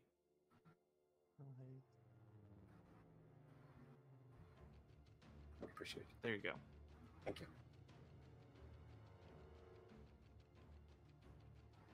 As the creature lets out this roar, at the same time that it's roaring, you hear this almost insect-like, like a cicada noise, but it's amplified into this horrifying screech. It takes several steps forward and immediately begins to rush down Mel. Call, you are the first to react. Yeah. We're gonna move here. Okay. Bonus action rage. Okay. You are now raging. To go into your focus. Yeah. And then go Sherpo Dex. Okay, gotcha. Go for it. So 12 and a 15. Oh, right, you don't have advantage. Okay, yeah. So, 12 and a 15. The short bow, you shoot 2 shots, but unfortunately, neither of them hits. They just glance off the bones of this creature. Is that the end of your turn? Yes. All right, that is going to be the end of your turn. Violet, is now your turn. Yay. Yeah, I'm gonna stay in here and I'm gonna Elder Blast from here. Okay. You'd have to move over, but you could do that. Yeah. Sure. 2 Eldritch Blasts, 23 and 19. 19 just hits. As it takes the damage, it does not seem to be resistant or anything else. Okay. Okay. Yeah, I'm gonna back up just a little. All right. It just takes the damage in stride, continues rushing forward towards Mel. Arcelion. No. Oh. Oh, yeah, you have Get your little booty over there. Captain Spooky over here. Yep, he's gonna dash to get there. Spooky. All right. Please, Poopy, find me. Dashes to get there as the ghost just goes, woo! All right. Ooh. I get to fight. All right, Arc, it is now your turn. Okay.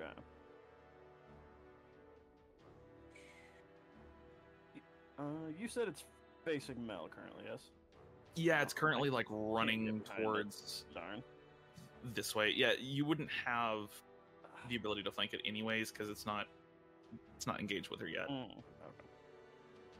Well, I'm just going to.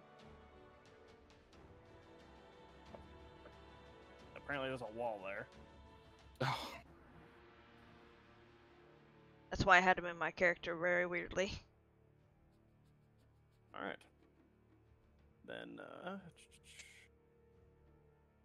I've we're deleted the gonna- wall. Okay. We're gonna halt its progress with a thunder wave. Ooh, nice. Okay. Thunderwave, Constitution saving throw. Let me double check something against this. Okay, he does have advantage on the save. Ooh, not that it's He gonna do him fucking much failed it. good. And he's Wow. gonna get slammed against the fucking portal that he just came out of. Slams against the wall right. Well, he's standing on the portal right now. Slammed against the wall right here. Moved back as far as he can in a straight line. Just slams against the wall. Does he take extra damage if he slams into a wall? No. It No, does okay. not push him. I want there to be, that fucking Right. effect of all of the artificer things that move things don't deal damage on collision, and it pisses me off slightly because that's a flavor thing that I want. Well, we'll say he doesn't take damage from the initial blast just due to his size, but as he collides with the iron wall behind him, he definitely takes 10 points of damage here. Not bad. Also halts his charge, very much so. That's pretty cool. Arc, is that the end of your turn? Yes. All right, Azzy, it's now your turn. Okay, Azzy's turn.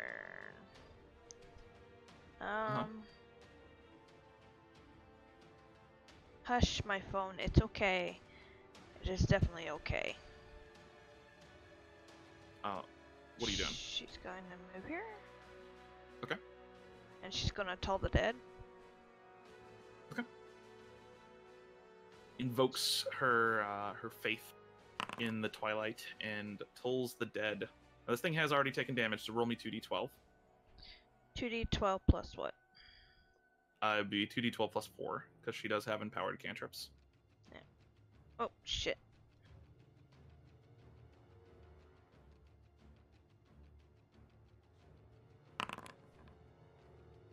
Okay. That is 12 points, and then... Shit. Oh, yeah, that's definitely going to be a save here, unfortunately. Yep. Alright.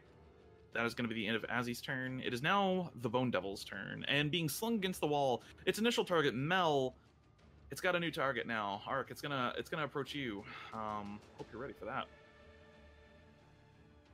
It's gonna get right here. Crawl down, and it sometimes like runs on all 8 legs. It's got 8 legs, almost like a spider, snake, scorpion thing. And as it does so, it's just going to rush forward towards you. Its front 2 legs, you watch, manifesting in them is this dark black scythe, and it's going to go ahead and make 2 attacks with you, one with its polearm and then one with its sting. Ah. Nope. Ah, the worst. Okay. And then I'm gonna interrupt it. Okay.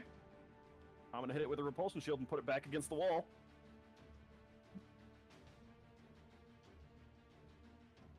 You have to be hit by a melee attack. Okay, well, if I get hit by the next one, I'll use it. I don't get myself. The next one does hit you. The next one does hit you, so I need you to make me a con save, please.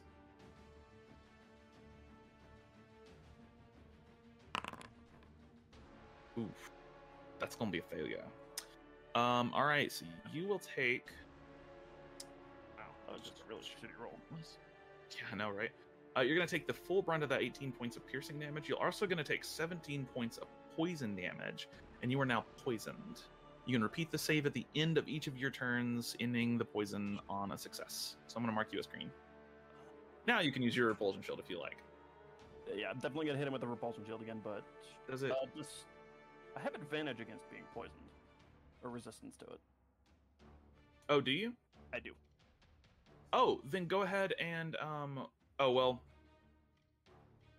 You have the 11 there, so it would have failed anyways. You still, I mean, I assume the resistance halves the poison damage, though, nonetheless. yeah. You have full on resistance to poison. Okay, I do have then resistance to poison. it would. Yeah, 1 second here. That would be 8 plus 18 and 8 is 26 points of damage in total. And then he's pushed against the wall again. We'll say for fun, he takes 1 point of damage for getting pushed against the wall. His bitch ass in the corner. Right? Alright, that's gonna be the end of the Bone Devil's turn. You survived. Mel, it's now your turn. Yeah. How tall is this thing? Like 10 feet? Somewhere between 10 and 15 feet. Okay, cool. 12 feet tall or so. Cool. So I'll get. Is this wall solid right here? Yeah, the perspective is a little skewed here, but there's a solid wall like going around the back here, and then this is all floor. Okay. So that took 25 feet of my movement.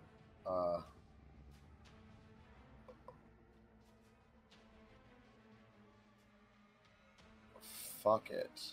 I'm gonna move down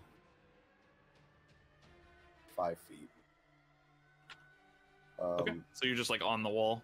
Yeah, and going to. This thing looks like it can fly, right? Oh yeah, absolutely. Okay.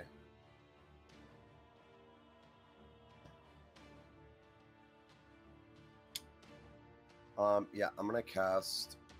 Oh, do I have that prepared? Yes, I do. I'm gonna cast Fairy Fire. So, like. Okay. Make sure I don't hit them. I'm not sure if I could. You hit yourself. Oh. You technically wouldn't hit yourself if you aimed it Oh. just right. You're 45 feet up in the air. Oh yeah. But wouldn't Yeah. that hit? Wouldn't that hit off the wall? Wouldn't that hit them? Because it's a 20-foot cube. You would hit Smiley. It would not hit Arc. Sorry. Gonna Fairy Fire. Okay. Smiley needs to make me a dex save.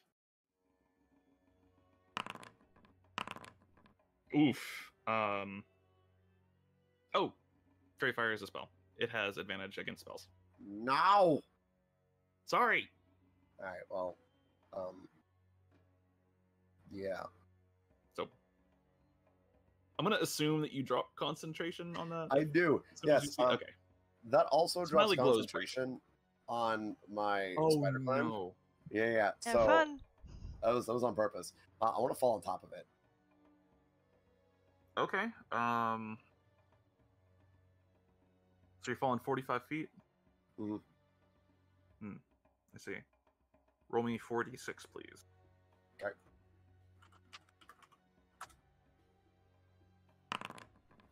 Ugh. All right. Gonna make a dexterity saving throw. I'm gonna set it as a DC of say 15.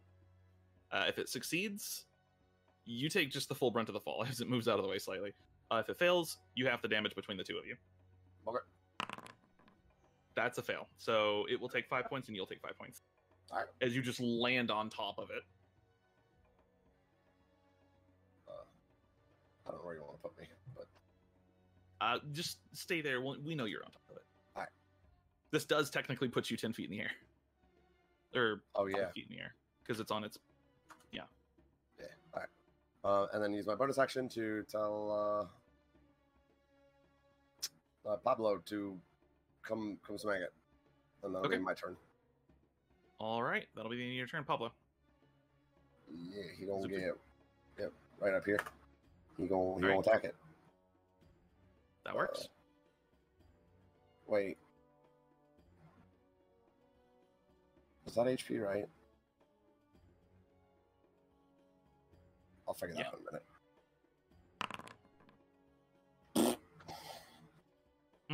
Yeah, unfortunately. He goes to stab it. Just pierces like between ribs.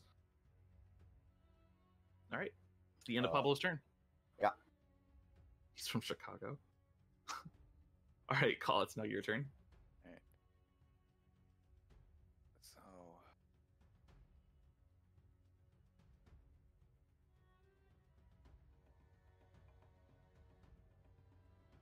Can I get.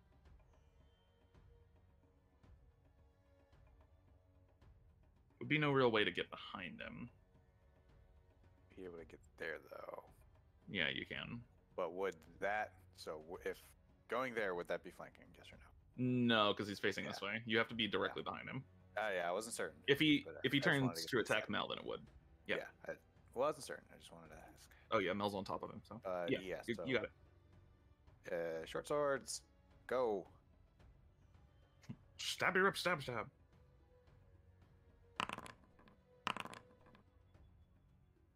Okay.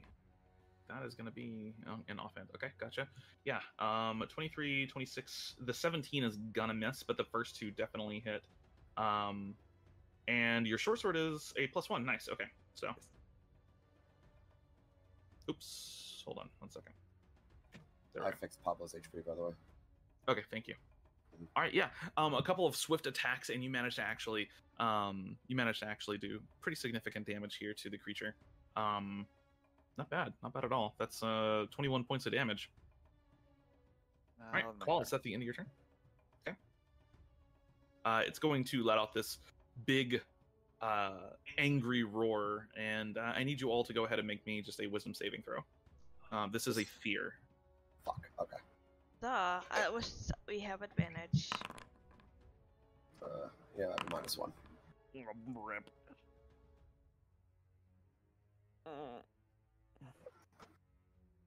Some save. Nice.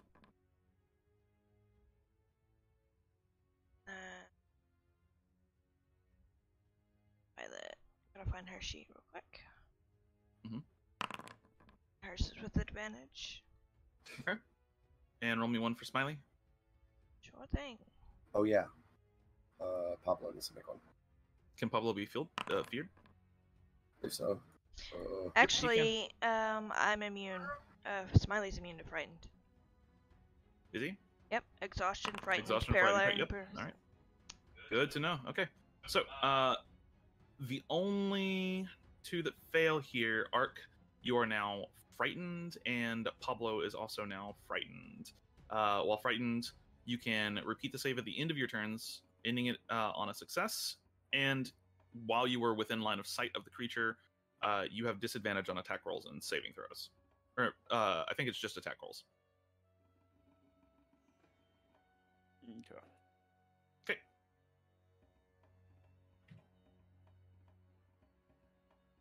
All right, and that is going to be the end of that legendary action. Violet, it's now your turn. Curse you, Reaper! Go the fuck away! Oh god. My god, 1 second. Can't click out of the Oh, you clicked the wrong thing. Yeah, Correct. I clicked Reaper by accident. Oh wait, still evaluating. Go fuck yourself. There's Frighten. Just had to double check. Okay.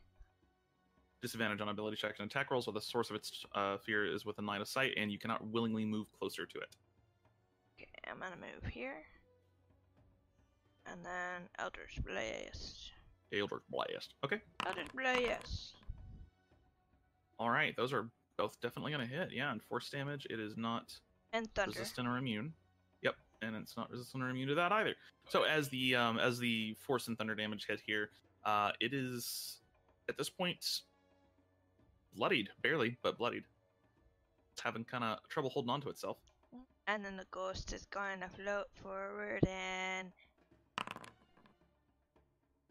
Okay. Yeah, that's definitely going to be a hit. This is necrotic damage, though. Yep. Double And check wisdom something. save. And what is the save for? Frightened of the undead. Okay. Wow, it's not immune to frighten or necrotic. I surely thought it would be. I was wrong. Okay. 23 is going to hit, so it will take the full brunt of that 6 necrotic damage. And let's have it make a whiz save. Yep. It's not frightened of your ghost. Good thing it happens once per turn anyway. All right, Violet, is that the end of your turn? Yes. Arc, it is now your turn. Currently, you cannot move closer to it. Yeah. Alright. I'm gonna blur myself. Ooh, okay. And then... I'm going to put a blue token on you just so I know you've got a defensive buff. And then... What else was I gonna do? Where the God, I've got too many fucking features. Big mood. Big And mood. then I'm gonna bonus action Guardian Armor. Okay, yeah, that'll work. Give yourself some temporary hit points. Roll me a Constitution save with advantage and a Wisdom save. Okay, the poison is gone. Bro, did I need to take damage for that? No, poison just gives you disadvantage. It's the same thing as fear, just without the move closer part. I gotcha. And then 14 is the DC. The fear is also gone. Okay. You are no longer feared nor poisoned. Kind of take a moment, reset yourself, and then done. That's the end of your turn, though, unless you're moving. No, I'm not. Or no, that would be the end of your turn. All right, Azzy. Okay, I hopefully fixed Azzy's Toll the Dead, so Sure. she's gonna Toll the Dead. All right. Hey, I did. No, wait, it didn't. No, yes, it did. No, It did not. God fucking damn it. The other formula doesn't scale. I will fix it here in a second. -4 from the top one. So go ahead and roll me 2d12, please. That's the bottom one. Nope, sure isn't. God damn it. Yeah, but it's only 1d12. I could just roll another 1d12. Sure, go ahead. I will fix it. All right, there you go. And then if you want to fix it, you have to create 2 separate Toll the Deads, isn't it? Oh, it's fine. I got it. All right. I got it. So you got 8 and 11 is 19, and then 4 is 23 points of damage. Let's see if it fails here. It's got advantage on its save. It does not fail, so she is unable to penetrate this creature's mental defenses, unfortunately. That's the end of her turn. It is the Bone Devil's turn. It is surrounded by fucking people, and it's like, I don't know what to do here. Might have bitten off a little more than it could chew. You'll fuck this thing up. It's either going to target Mel or Call, as it's really smart and it knows Pablo is not significant. But I'm going to roll behavior die. Mel, you're evens. Boca. That's Call. It's going to turn around to Call. And it's going to make a sting attack against you. 22 to hit. Yeah, it hits. I'm gonna Okay, make roll me a a con save. test. That's fine. Yeah, I'll that'll work. save. All right. Oh, yeah, absolutely. So you do not take... let's see here. I'm proficient with those. Good. Turns. So Piercing deflect punches. to attack. Is this pulled straight from D&D Beyond? Is what? The like Pablo's stuff. I believe so, yeah. Okay, because deflect attack states that he doesn't need to be near the person being attacked. He just needs to be near the creature. Thunder imposes disadvantage or 1C. Yeah, that's correct.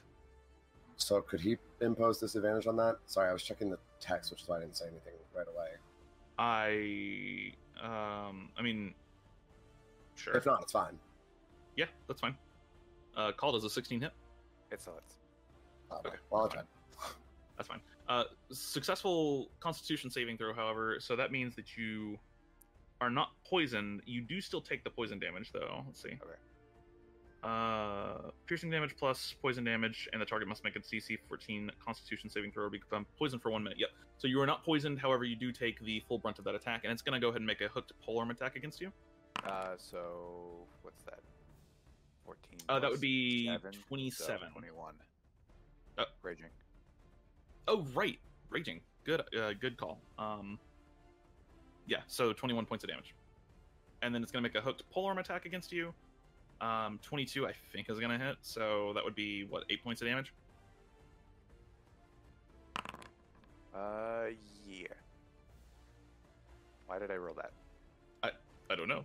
I don't know. I was just messing with my health on my sheet. All right. You're fine. All right, so that would be the end of its attacks as it turns around and attempts to kind of bear down on you. Rage, it's what's for dinner. All right, Mel, it's now your turn. Yeah. Question: do I have flanking on it? Right now, you do. Cool. Yeah, I'm gonna attack it with my flail. Sure. So that is. Let me just double check something. Where did that go? 7. Does that sound right? Plus 3. Yeah. Okay. All right. 19. Okay. 19 is definitely gonna hit. Yeah. Alright. And that is 6 points of bludgeoning damage. It is magical, so no. Okay. Good to know. And then 24. 24 is also going to hit another 10 points of magical bludgeoning damage. This creature is starting to look pretty hurt, and yeah, not going to last much longer at this rate. Is that the end of your turn? I'm going to use my bonus action to tell Pablo to attack. All right, Pablo, stabby grip, stab. Question. He does have disadvantage. The channel divinity, is it an action or a bonus action? I forget. What is an action or bonus action? Channel divinity. It depends on which channel divinity you're using. The Twilight Sanctuary. Both of hers are an action. Okay, just make sure. Yep. Alright, thank you. It's 12. Yeah, 12 does not hit, unfortunately. This thing has 19 AC, so as you go to stab it, it just kind of glances off its these weird hardened bones. And that does put Call up, but Pablo, before Call's turn, Pablo, make me a wisdom save. Okay. You can do it, Pablo. Ah, the worst. Okay. No, his frighten is still there. Call, it's now your turn. Okay. So, first off, attack. Attack. 16 and 14. Ah, no, a 16 and 14 do not hit, unfortunately. Alright, so then Action, so you can do it again. second one for some healing. Okay. But yes, I was gonna save. What was that? I was just memeing. 3. No, I am gonna action surge though. I was gonna try to save it for flanking, but seeing as that's no longer an option. Currently, sorry. Yeah. Murder. Hey, Oh, there's you that look at crit that. though. But All right. so I will re-roll the extra crit die. Sure, That's go for it. there, and then where's my so I'll get 2d6. So 20 points. 20 points of damage, not fucking bad there.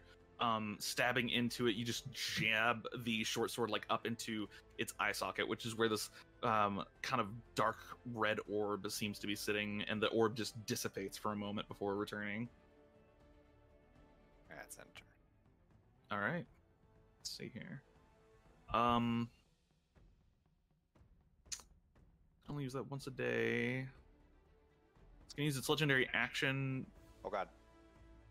Oh no.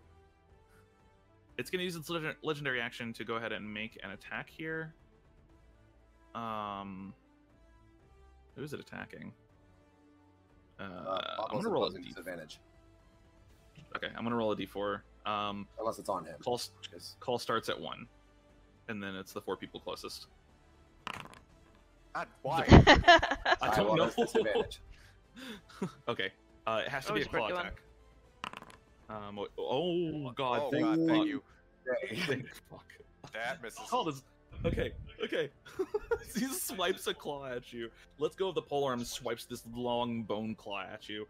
You manage to just duck out of the way just in time. Probably would have taken your head off. Oh, All right. I mean, I am raging, so that's still a good thing. That's true. Thank you. Whew. Violet, Damn. the dice don't like you tonight, Call. Nope. That was almost a crit, but not a crit. Well, considering the first roll of the night was a crit, so that kind of makes sense. That's fair. Oh, for you Violet. or for it? Well, for me. Okay. My first roll of the night was a That's crit. Azzy's sheet, not Violet's sheet. Violet is going to Eldritch Blast. Eldritch Blast. All right, the 19 hits, the 13 misses. Okay. That is still 15 points of damage to the creature, though. It is barely holding on. At this point, we can consider it close to death. Violet, is that the end of your turn? I don't know, is it? Ah, okay. And then it has to roll this fucking wisdom save to see if the Bone Devil, this high-ranking demon, is scared of this little ghost. It is not, but it will still take 13 fucking points of necrotic damage for some reason. Eat it, bitch. Fucking Arc, it's now your turn. All right. Why is a Bone Devil not resistant nor immune to necrotic? I This don't doesn't know. make any sense.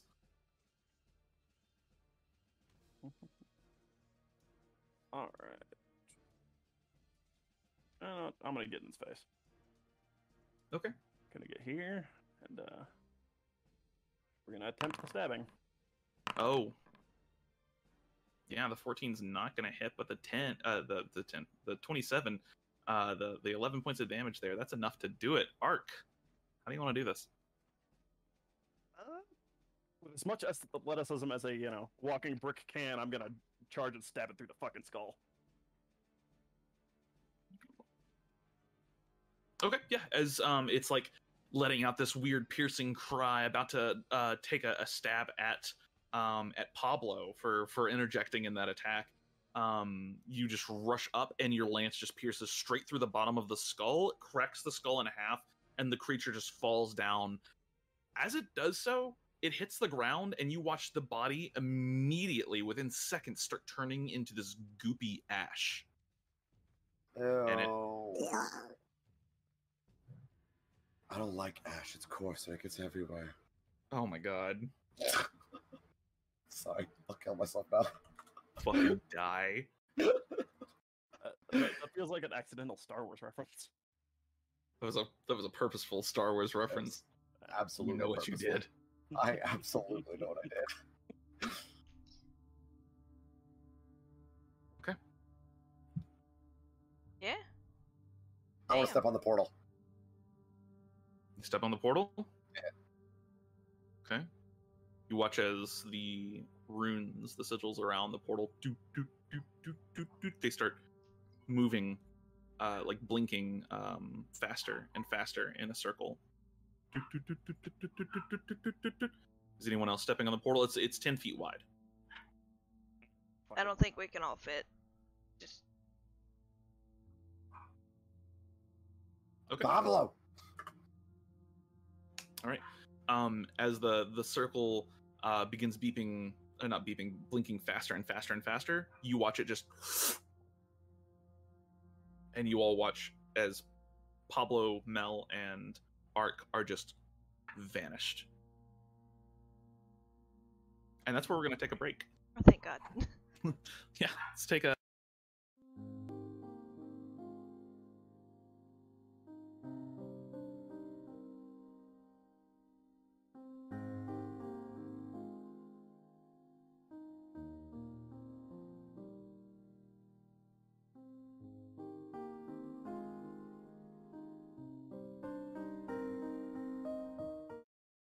I've got too many names. It would depend on how hard it makes it on you. For a good while there, I was just calling Steven Oz constantly. So, Yeah. all right, everyone's here. Let me eat this carrot, and then we'll start again. Ooh, carrots. I love carrots.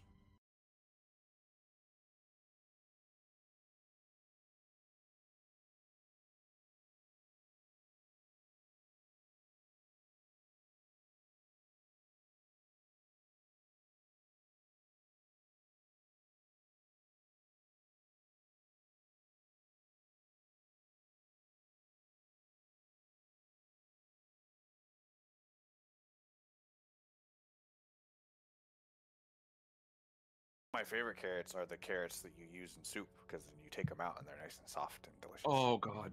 No, that's what a stew is for. Yeah, I was about to say roasts. When you have like carrots in your roast, and they've been sitting in like the roast like cream of mushroom soup mix or whatever it is you use for fucking 5.5 hours, and they're all soft and they fall apart, and oh my Yeah. god. Yeah, that's why I like eating the carrots that I use in my soup. Because I make soup from scratch, from bones and meat and everything. So. Oh hell yes. I want it. All right, let's go ahead and start. Friends, let's go. How do I put one player on another map? If you right-click our names, you can click pull to scene. Aha! Thank you. I knew it was a possibility, but I was like, I have no fucking clue how to do this. So, Mel, Arc, and Pablo had just been transported by this teleportation circle. The rest of you watch as they just disappear. The circle stops. The little lights on the sigil circle stop blinking, and 2 minutes, 3 minutes, 4 minutes pass. Mel, Arc, and Pablo, you appear in a small room with a set of stairs directly in front of you. The room is probably no bigger than 15 feet wide at any point. It looks like it's built specifically just to contain this circle itself, but the stairs in front of you lead down into this wide hallway. The stonework here is considerably different from what you've seen so far. In fact, it actually looks like it's made from some kind of almost... It's a stone you haven't seen before. It's got this heavy, dark blue tint to it. And as you shine your lantern of revealing over it, Mel, it seems to kind of glisten in a way, like a gloss over the walls. Walking down the stairs, let me go ahead and pull you and Arc to scene here. Pull to scene. And then Arc. Pull to scene. Does that work? Mm-hmm. Haha, that's pretty cool. What's up, dog? Stepping down these stairs, they're really short to the bottom. You see a set of doors in this hallway, and the hallway kind of branches out into this fork at the very end. As a note, Call, Azzy, and Violet, they've been gone for about 5 minutes at this point. Do you think it's safe for us to step through and not squish them in the process?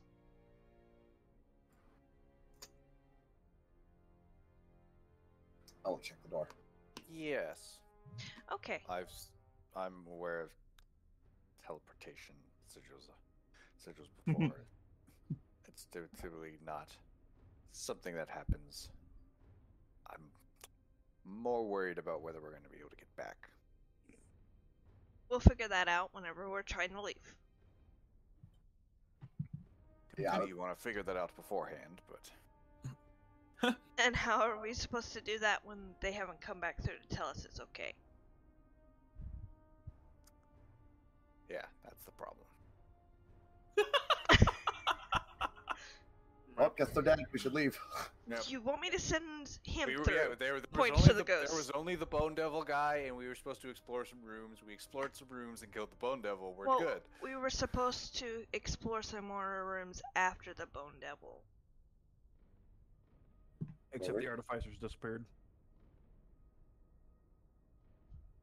Okay. Violet and Call, are you stepping on the circle, or are you leaving it there?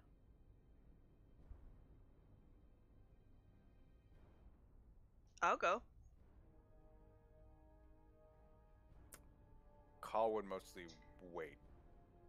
He's a little bit too cautious stuff. But if everyone else starts to go, he's definitely like with the team. I got you. So, If I send my buddy back through, he'll tell you. Not. Okay. No, if everyone else is going, he's going in with you guys. Yeah, at this point you see Violet step on the circle. It's up to you. Azzy also waits. She's like, I don't know about all this shit. So it's you and Azzy would be holding back. It's up to you.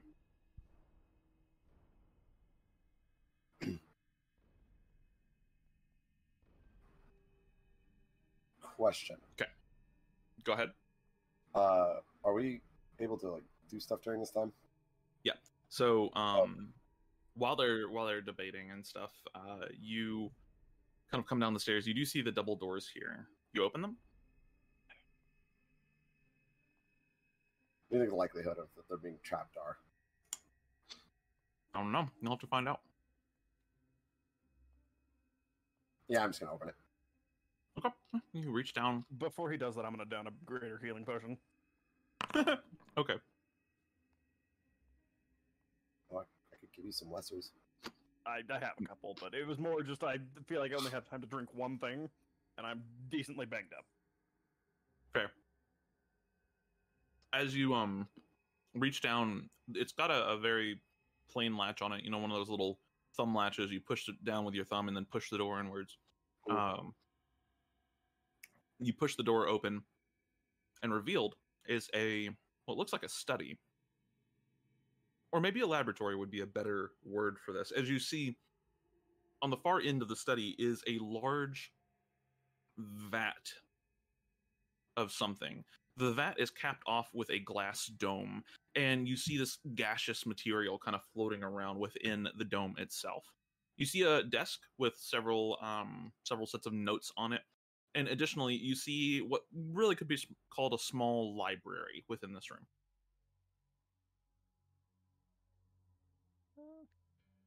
I heard books. Yep. I'm going in. I'm gonna go read some books. Okay. I'm gonna investigate the vat and/or dome construction. Okay. About this time, Violet, you would arrive on this side. Call, were you going with Violet or no? Thinking for a moment, yeah, Call would go. Okay. So Violet, Call, and Azzy would arrive here. There's just enough room for 4 people, so Sir Smiley can come too. Let me go ahead and put you all on the scene real quick while they're... Wait, shut the doors behind us, just because we're courteous. Alright, and then I will jeez. activate this scene. It's definitely not bamboozlement at all. So, Mel, what are you looking for, you said? I'm just looking to see what kind of books are in here. Okay.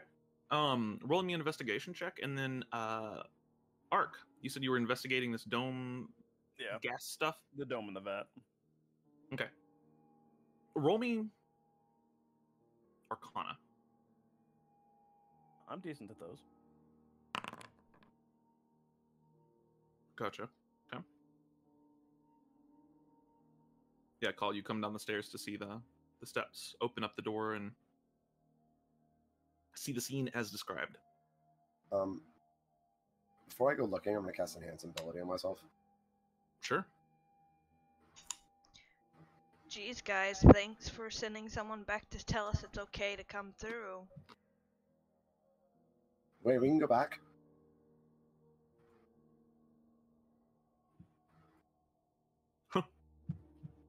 Didn't even bother to check, honestly. Oh, just Investigation. like sighs exasperatedly and just kind of like rotates his temple a sec before like going back out and just just watching.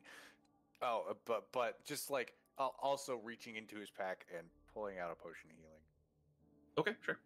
I mean, as he can give some healing as well.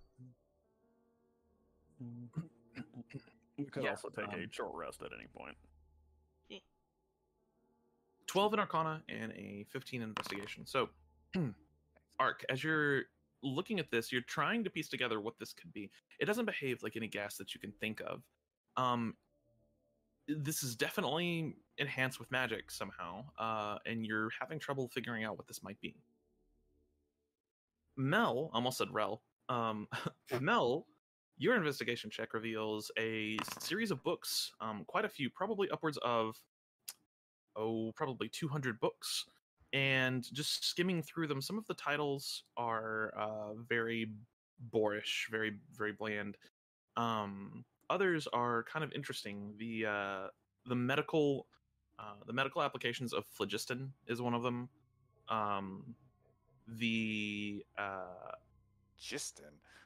Phlogiston. You find multiple books on a substance called the Aether. You find multiple books on some of them you can't read either. Do you read Abyssal or Deep Speech? No. Okay. Do you read Giant or Dwarvish? Yes, I do read Giant. Okay. You would find and then so about 2/5 of the books you can actually understand pretty well, because they're all written well, a little bit less than that, but either way, a small portion of the books you can understand, because most of them are written either in Common, Giant, Dwarvish, Abyssal, Deep Speech, or Undercommon, if you speak that as well. No. Okay, so, that is kind of the gist of it, though. You find a bunch of books about planetoids and space, and it's just kind of this astronomer's collection of books, basically. Cool. I don't believe you because it's talking about phlogiston. You know what phlogiston is? Yes. Okay. I know what it is in real life. Okay.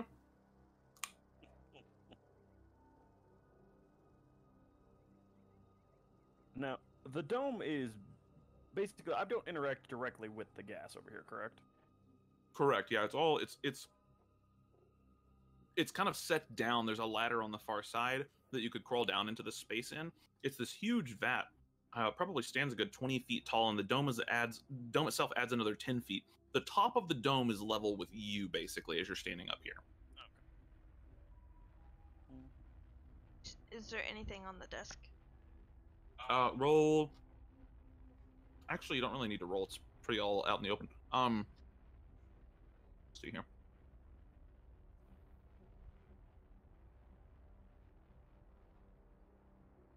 Do you speak Giant?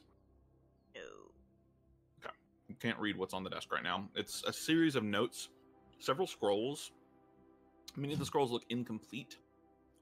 They do look like spell scrolls, but they look like they were never finished. And then you find what's probably a diary, or maybe a series of like scientific notes. There's sketches in it. And additionally, you find this large, basically like vellum page, probably a good foot wide. And on it, you find a series of dots, and each of them is marked with a different symbol. You don't recognize any of the symbols. Probably like 60 dots.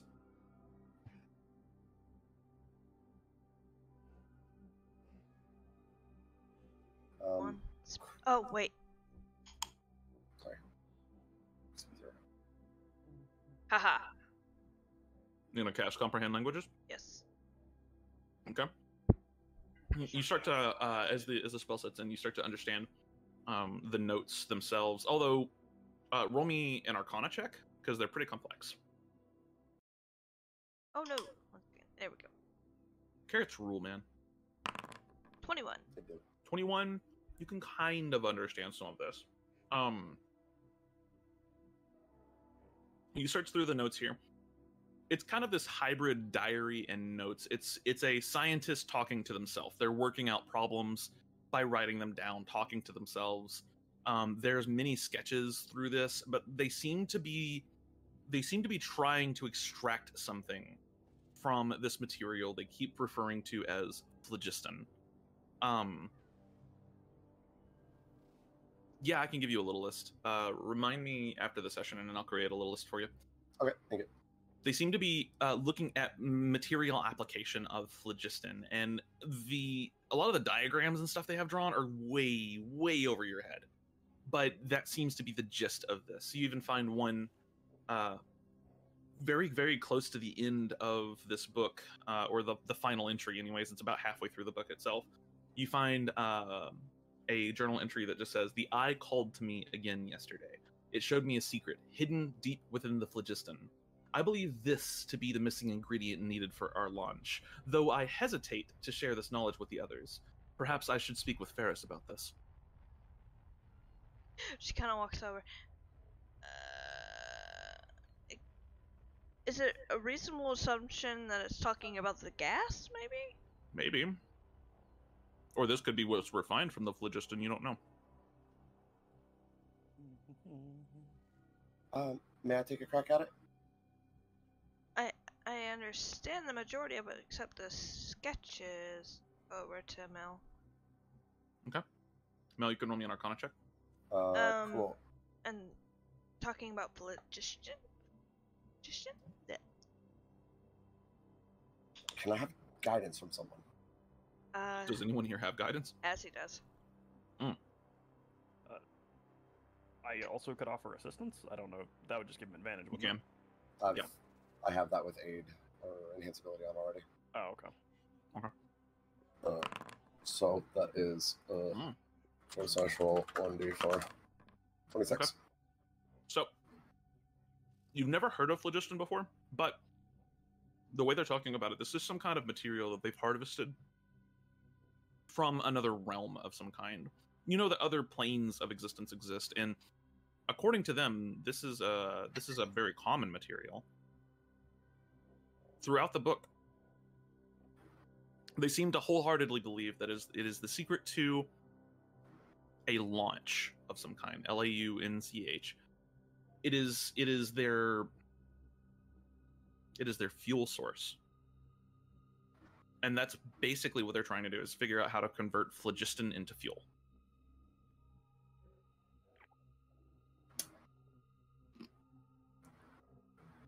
So, using the knowledge Violet got, using the knowledge I just gained, can I make a check about what the fudge they're... like, what secret was shown to them? As that's the last entry, pretty much, it's impossible for you to guess. Okay. Yeah, there's no further information. It just says there was a secret showed to them, and then this is the last actual journal entry. They do have 2 sketches after that, and one of them shows a machine that looks like a distillery almost, and it shows with your Arcana check, it shows phlogiston moving through this machine.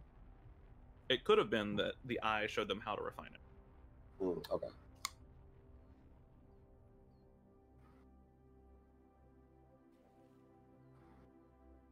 After that, she's gonna sit down for a short rest. You're gonna short rest? Before we do a short rest while he was reading through the book, I'm going to take my lance, and with the blue flame on the tip of it, I'm gonna hold it out over the vat. Okay. You just hold it to the dome, or? Yeah, just to see if anything reacts to the flame and or heat. The phlogiston material, this like green gas, moves away from the flame when you hold it to the dome, and anywhere the flame, like the heat from the flame would touch, it becomes iridescent. Interesting. I was half expecting to blow us to smithereens. Oh, great. You all take 485 points of fire damage. Is that a dex save? There is no save. Okay, because I was like, if that's a dex save that I pass, I can succeed at that and take 0 damage. I'll just pop into my ring and let it get destroyed.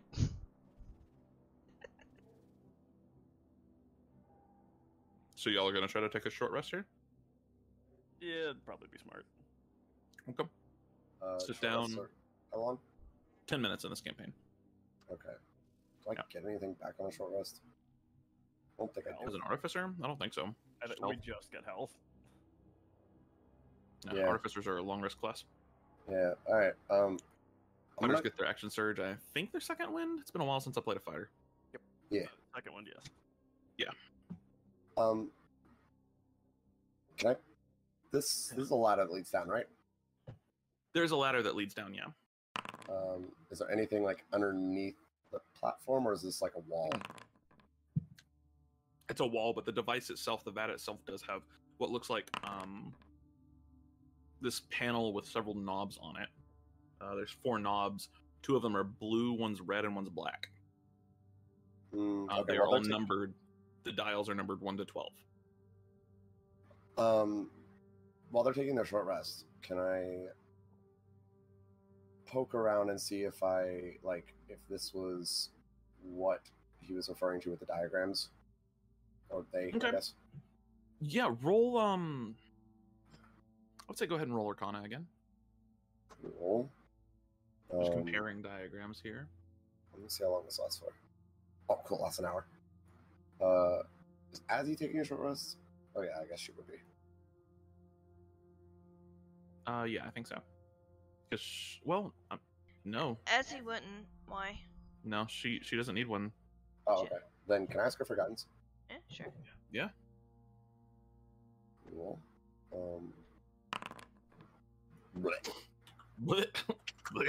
Please. Oh, 28. 28. Yeah, so you and looking at these diagrams, looking at the device you're looking at in front of you, they don't look similar, but you are pretty confident that this is the refined version of whatever he was talking about. He succeeded in his task.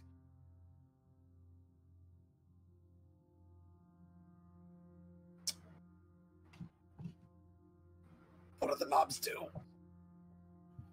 You don't know. There's 2 blue, 1 black, 1 red. They're all numbered 1 to 12. And the 2 blues are on 5, the red is on 1, and then the black is on 12. They could control temperature, they could control pressure. They could control the launch, or whatever that They is. could, messing with this could potentially shatter the dome and kill you all. You don't know if this substance is poisonous or explosive. What color were the knobs again? Or Blue, science. red, and black. How many are red? 1 red. I think I suddenly became very uncomfortable, Cole. I'm gonna turn it. Which one are you turning? The red. Okay, roll me a d100. I'm Okay. outie. I'm out. I'll be up here. Impulsivity. Okay, 79. As you turn it, you hear a series of clicks and whirs, and you watch the gas within this chamber turn blue.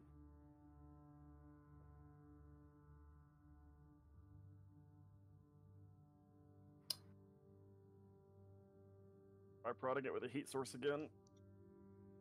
Okay. You, I say while same I'm sitting reaction. on my ass on the side of the desk, just watching. True, yeah. Fascination. True, yeah, because at this moment you're taking a short rest. So, not participating, but telling him to do, or telling her to Do things. apply a heat source. I haven't. Wait. Hey, does the lantern revealing, since that actually takes oil? Yeah, it produces heat. Cool. Yeah, I'll just hold the lantern revealing up to it. Yeah, hold the lantern up to it, same reaction. It's kind of repels. It's repelled by the heat, and it turns iridescent anywhere that the heat actually seems to touch.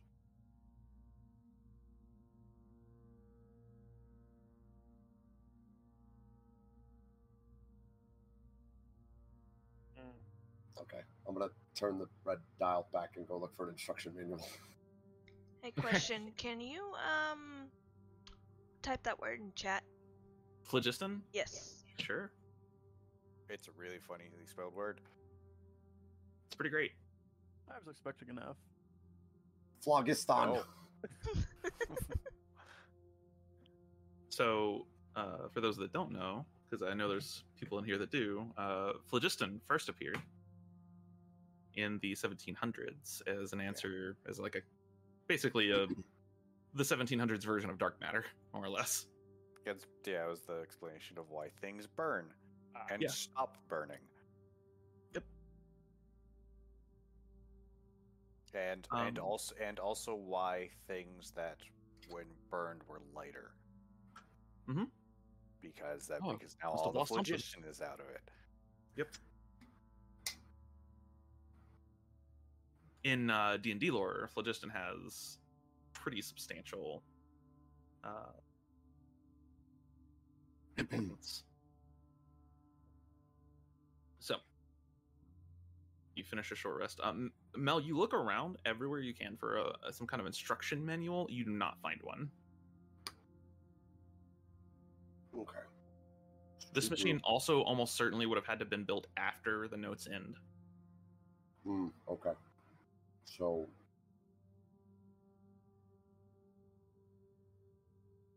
Science? It's up to you.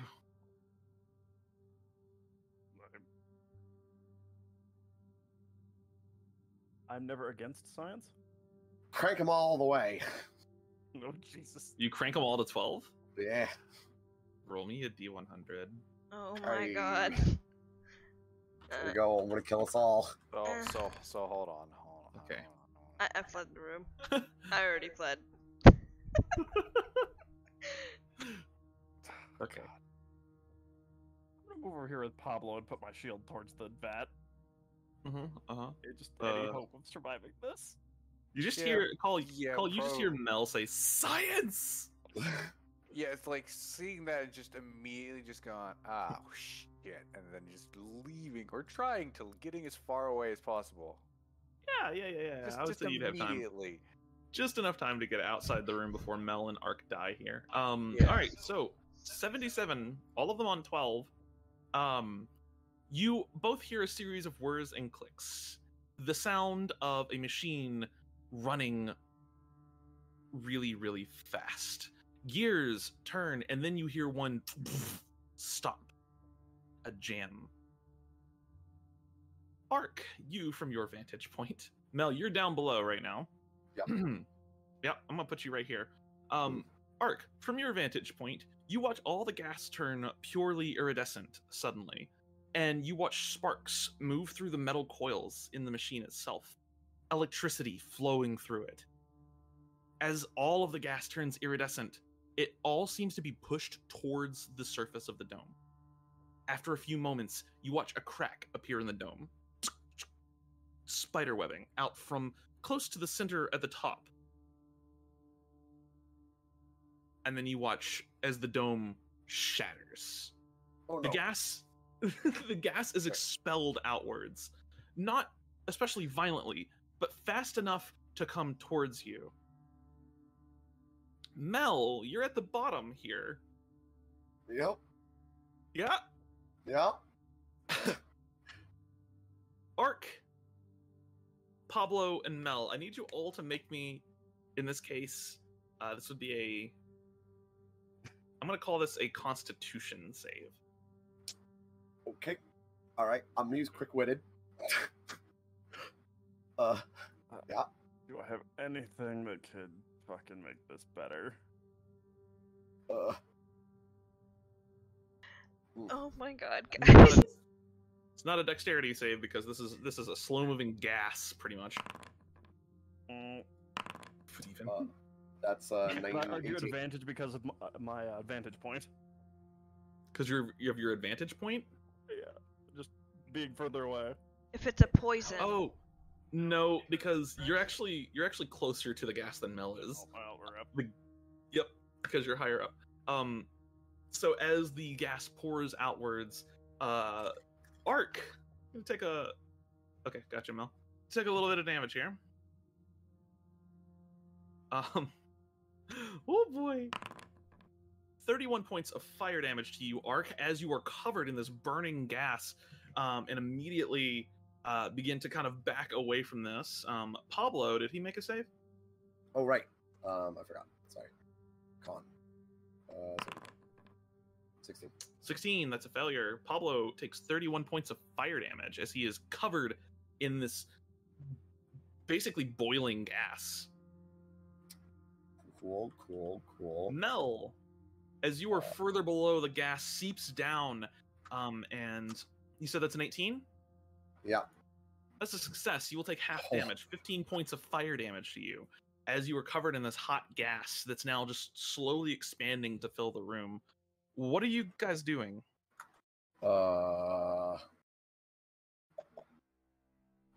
You all have it's- basically a turn. Oh, it's expanding. Yes. Oh. Hey, can I use absorb elements on that? Oh wait. Yeah, can I use absorb elements on that? You could. It's fire damage. I think that's probably an intelligent choice. Yeah, I'm gonna do it. Cole? What did they just do to make you Yeah, bleed? you outside of the thing here, you both hear the shattering of the glass. Oh, that can't be good. Is that a 15 or a 16? It's not. It would be a 15. So then I can add, what, 7 back? Yeah. Okay. We'll ping absorb elements now. Okay. So you all have a turn. What are you doing? Now, is it settling or is it rising? Currently, it's pouring over the sides and almost like flowing down the vat itself, but some of it is slowly kind of rising throughout the room. It looks like it is heavier than the air in here, though. That was my question. So getting below it is not an option. Mm-mm. Oh, so I'm in a bad it spot. seems you were in a really Yeah. bad spot. It seems as the gas heats, it rises, and as the gas cools, it becomes heavier.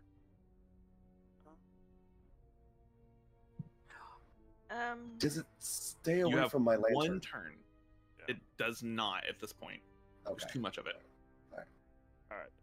I'm gonna run for the door. Okay. And I'm gonna get outside it, and I'm gonna shut it behind me unless someone is following me. Potentially. There's no like escape hatch or anything down here, is there? No, there's not. Okay. Ark, what just happened? Science. Hmm. I think I gotta do this. Okay, so Ark, that's your turn. Mm-hmm. How, Oh, no. Mel. can I run into the room? You shouldn't. Nope, Oh. get out of my way. Out. Nope. Nope. Okay. I'm gonna stay here and block her for the moment. How tall is this ladder? I can disperse Okay. the gas. It's Mel's turn right now. So, Okay. all right. That ladder is 15 feet tall. Okay. 15 feet up to the edge. Can I climb it at normal speed? It's a ladder now. You climb at half speed. Oh shit. Okay. Fuck. Mhm. Alright, well, You have 30 feet of movement, right? You could dash and get up to the Yeah. top and then get out of the room if you wanted. That is from where I was standing is 30 feet to the door, or to outside the door. alright, well Pablo's gonna get the fuck out. Zoop, zoop. I have to open the door. Yeah, I guess then I will All right. dash. Okay. And get out. Violet, as you like rush towards Ark here, you do see Pablo and Mel just sprinting through the door. All three of them look scorched and burnt a little bit. Oh, I can't move myself as a wall. I'll move you.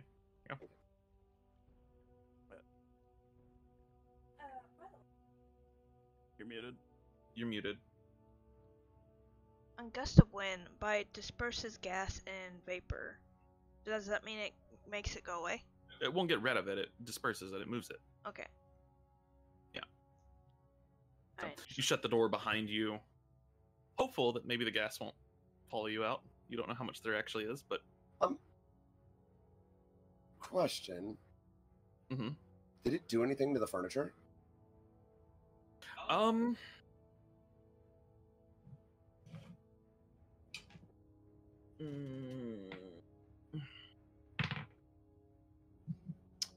Well, the ladder's on fire.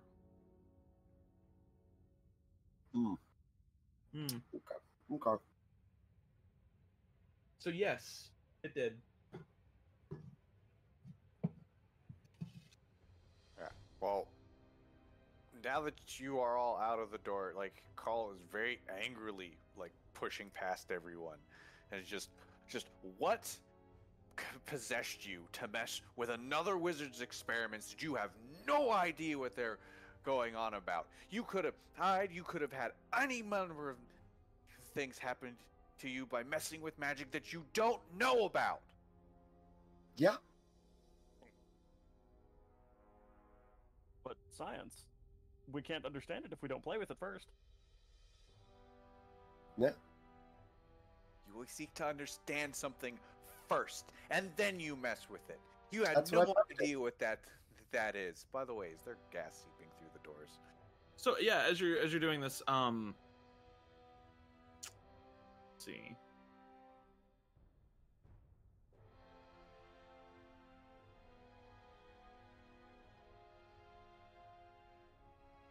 there would not be any gas seeping through the door right now. And so, but Kalteak continuing, and now we have to go back as part of the job that we were hired to do and explain how all this stuff is now burnt, and the thing that you messed with is now no longer usable.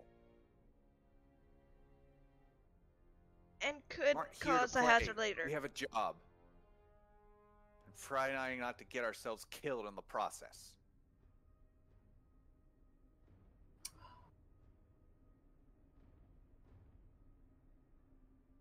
Technically, we weren't given orders not to mess with anything. So, didn't break the rules of the job.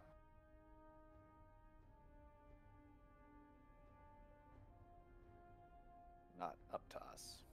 Besides, Or not. some person that's keeping a devil as a pet is keeping some kind of strange substance that we have notes on, and found out that he refined it somehow. And now he can't use that anymore. And the cult references, don't forget about that. Yes, and now the thing he can't use anymore is no longer contained. Oh, no, it's still contained. Don't worry about it.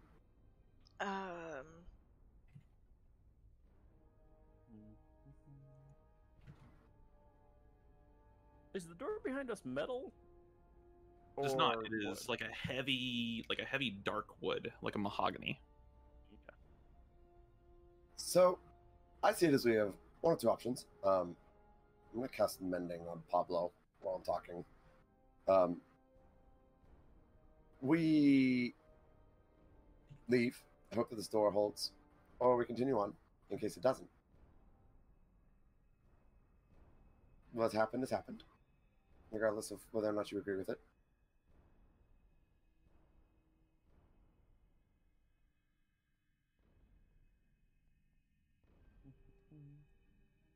I'm gonna take the clothes from my pack and stuff them around the base of the door and whatnot to help to further seal it. Okay. While he's doing Seal his the mending. door a little bit better. I gotta see how much that actually heals. We can tell that they got burnt, right? Oh, Yeah. absolutely, yeah. There's like 2nd-degree burns on Mel right now. I hate to point this out, but if that gas is that hot, whenever it touches that door's gonna go bye-bye. I don't think it will be. It sunk down to me as it cooled. I imagine if I was right up there where it erupted from, I'd probably be dead.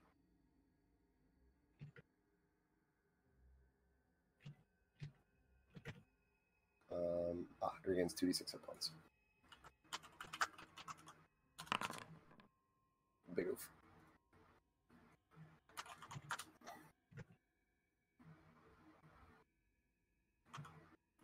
Well, I'm for continuing, I guess.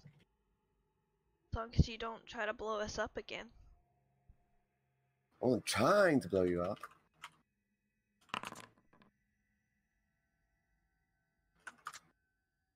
Back enough.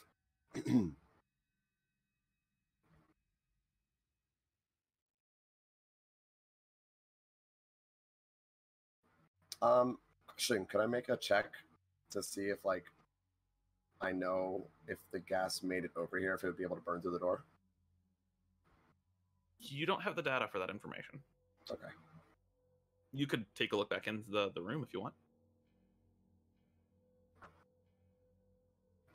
Yeah, fuck it. Okay. I'll crack the door open. I'm gonna shift away from the door. Yeah, as you crack the door open, you die instantaneously. You crack the That's door so open bad. and look inside. You see the gas has now kind of almost been expelled out of this vat and is now sitting in the space around the vat. Some of it is slightly overflowed onto the floor up top, kind of where you guys were standing, where the rail is and stuff. But it doesn't seem to be moving very much, just wisps of it here and there. It's also gone back to this kind of stable green. So it looks contained. It does. It looks like it's cooled down. Cool. She opens the door. See? I'm just gonna have a look of panic on my eyes. And...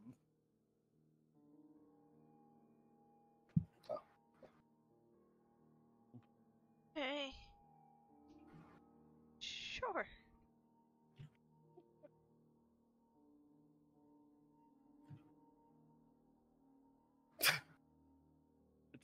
Do we send Call just Pablo? leaves.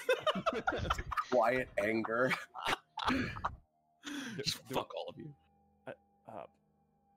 Call is not impressed.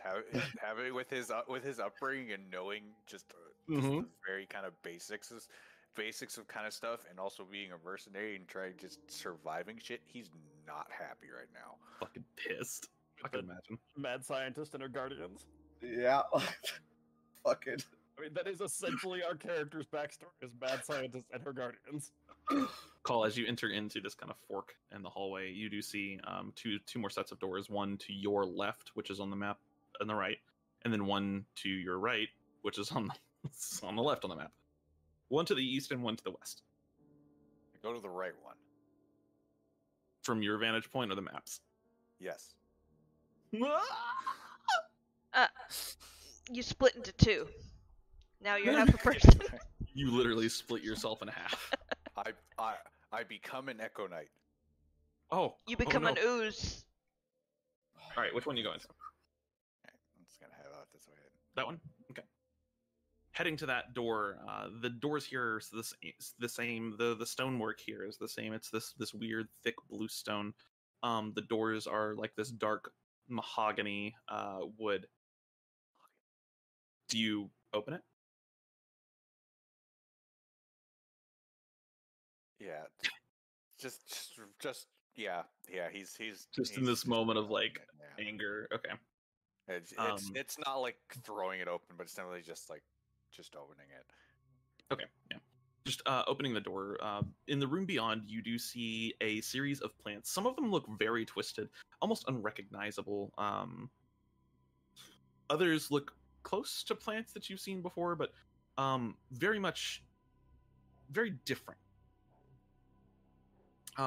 You see a desk with sets of notes on it, and you see in multiple other places kind of like storage crates. You see shelves full of alchemical ingredients, and then you also see a stove, like an actual proper range.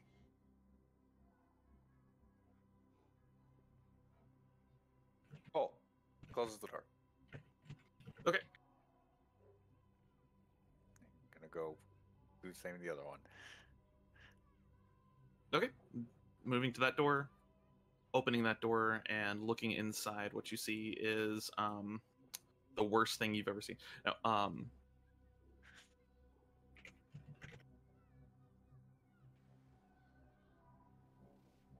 give me 1 second here.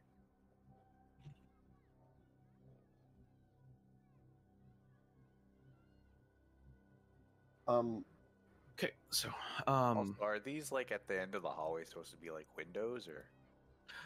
they are a door. At the end of each hallway, you see this large, kind of sealed door. There doesn't appear to be a way to open them from the outside, but they do have a similar hole mechanism to the door that you had seen before.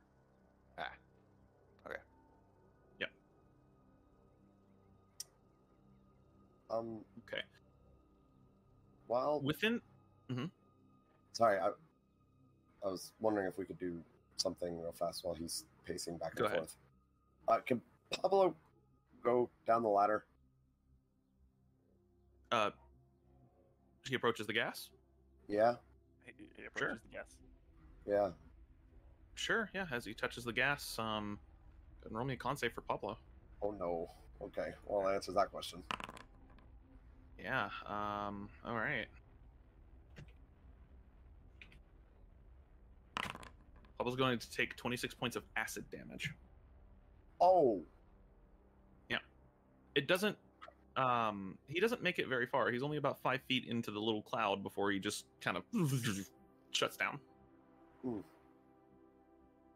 Okay. Little While cute body. Pablo's doing that, How are you going to do that? Well, I And mean, walk into the cloud? he gets like right he's- here, right? He's like right there, and then the cloud comes out to like basically this space right here. You just gonna walk up to the cloud and pull him out? I'd have to like stick my hand in, right? You probably would, yeah. As Violet's ghost is still here. It'll still get hurt, but I'm gonna use my flail and pull him out. Sure, that'll work. Bash Pull him out. your knock him out. Yeah, you would be able to pull him out with the flail then, since it does have reach. So, as you're doing that, Call, you open this door. You see inside what you immediately recognize as an orrery. Several planetoids spin around a central sphere, though you watch in curiosity as the orrery rearranges itself. Spell orrery? Yeah. ORRERY. Yep.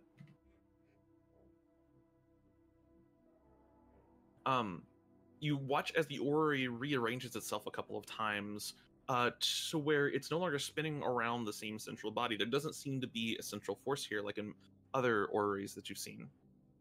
This appears to be a rather large study. You also see a telescope. At this point, it's pointed at this large stained glass window.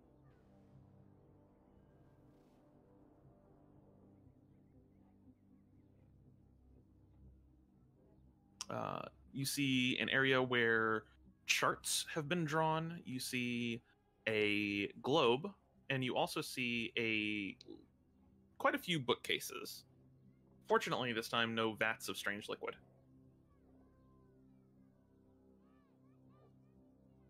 should we take a peek?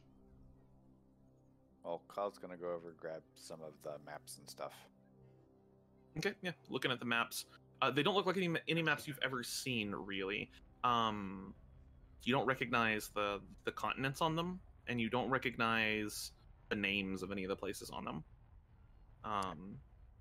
Yeah, he's just gonna just grab a couple and put them in the satchel just to take back. Okay, grab a couple, stuff them in the satchel. I've got plenty of room. I could put them in my ring He's for got a a day. satchel. He's got a satchel. I was talking about the rest of them. You could cram all these into a single backpack. They're maps. Yeah, he's just grabbing stuff just to take back. Yep.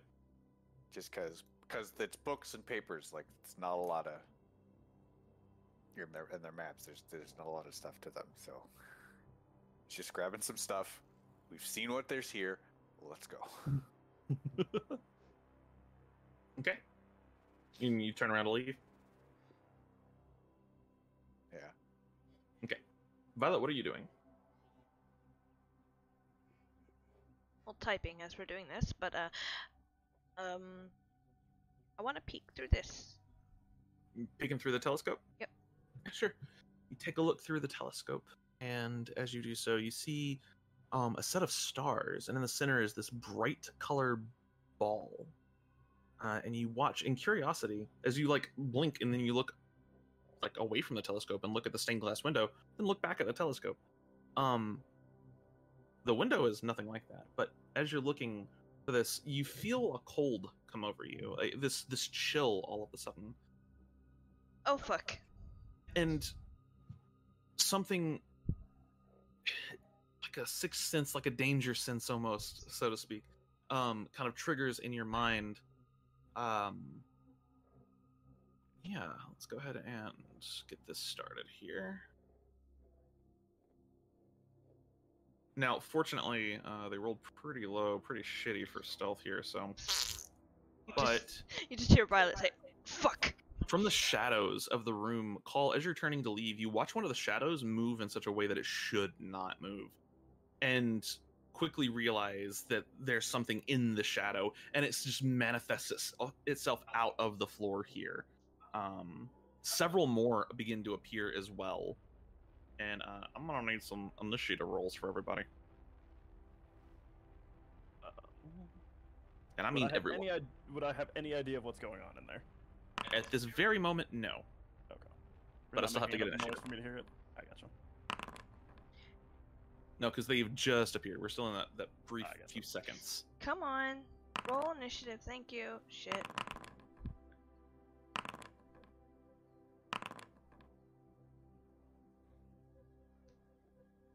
Oh. 3 7s. Arc, what's your dex? 14? 11? 11. Okay. Azzy, what's your dex? What is her dex? 12. All right. Azzy goes first here. Well, actually, the shadow creature goes first here. Let me go ahead and update him. Don't forget about your ghost. Nope, my ghost goes after me. Oh, okay. There we go. All right. Cool. Let's go ahead and get some music here.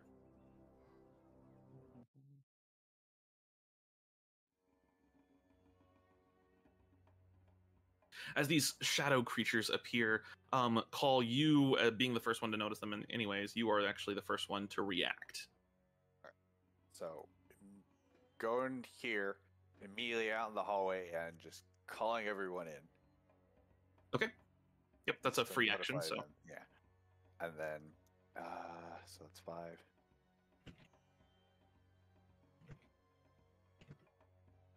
And then, is this shadow demon facing her? It is, yeah. Currently, it looks like it is just manifested out of the shadow, and its claws are raised for an attack.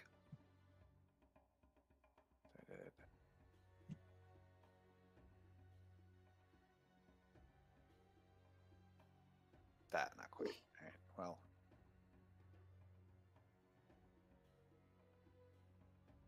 You should have enough space. Yeah, just maybe trying to not get an attack of opportunity, but you know. Oh, yeah. We're just gonna go through. Just ignore it. So I'll take an attack of opportunity. Gotcha. Yeah, he will go ahead and make an attack of opportunity against you with his claws. Oh wait, no, I don't have to. Oh, I can go. Okay. Because I can go to here and then cross and then get there. Aha! There you go. Perfect. Right, 5, 10, 15, 20, 20. Yep, 25. There we go. Excellent. Okay. All right. So if that is flanking, immediate just burning everything.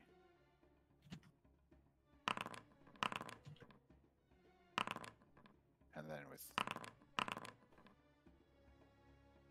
Okay, gotcha. surge. Action surge. Yeah. So you do have flanking on this guy. Buddy. All right, so it's a crit, a 22, a 20, a 16, and a 16. Okay, gotcha.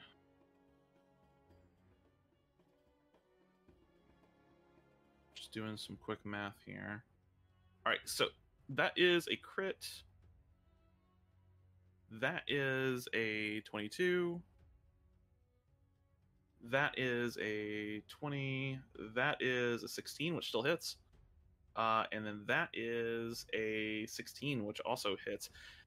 Half shot this thing as you just rush up and begin stabbing through him. Let me double check. So you do I'm also gonna re-roll the last attack and still have to get my extra piercing damage for the crit. Oh, gotcha. Okay.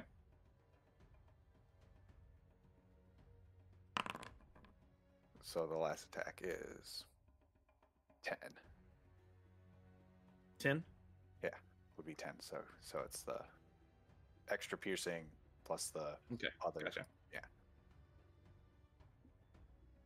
Here. Yeah, just straight up half shot this guy. He's already bloodied. As you just rush forward, stabbing into him, you see his form just give way for a moment as he's taken completely by surprise. He is still standing, but he is very hurt. All right, Call, is that the end of your turn? Yeah, it's the end of my turn. All right, damn. So let's see. It is now this Shadow Demon's turn. As you rush past it, is going to follow you. It's going to get flanking on you. And then it's going to make a claw attack. 18? Yes. Okay. Call, you'll take, let's see, You'll take the full brunt of that damage there. The 9. Sorry, 1 second. Or if the nope. Sorry, you take the second number, the 14. 14. Okay. Yep, you take 14 points of psychic damage.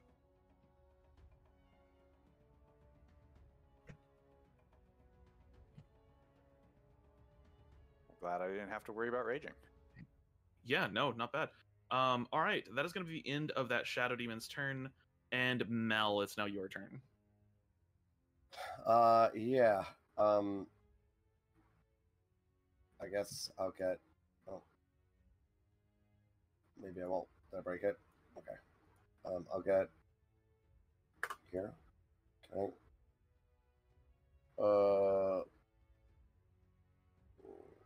The thing is like 3/4 cover. Yeah. I would say so. Yeah, it's got some Okay. cover against you. It's going to be hard to hit with a ranged attack. But not impossible.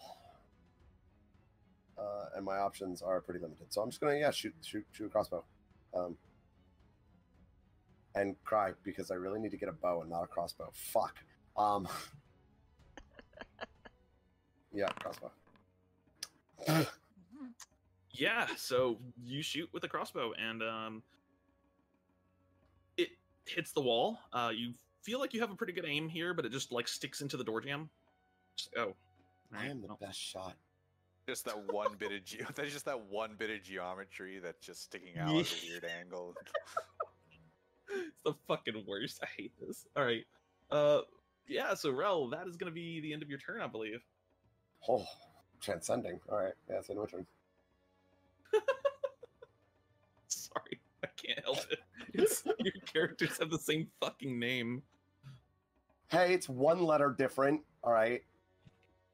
And it's only the nickname. I mean, true, but still. All right, Mel, that's the end of your turn. It is now this Shadow Demon's turn, and it is going to go straight for you, Violet, as you have touched the telescope. Actually, before it moves, It really shouldn't try to touch me. the creature is going to go ahead and use a bonus action to attempt to hide. Which one? Oh, I can't see it. All right. The one that's about to attack her. I can't roll this privately, so you guys just get to see what it rolled, I guess. Ugh. Violet, what's your passive perception? I'm pretty sure it's 13. So let me. And Call, what's yours? Yeah, mine's 13.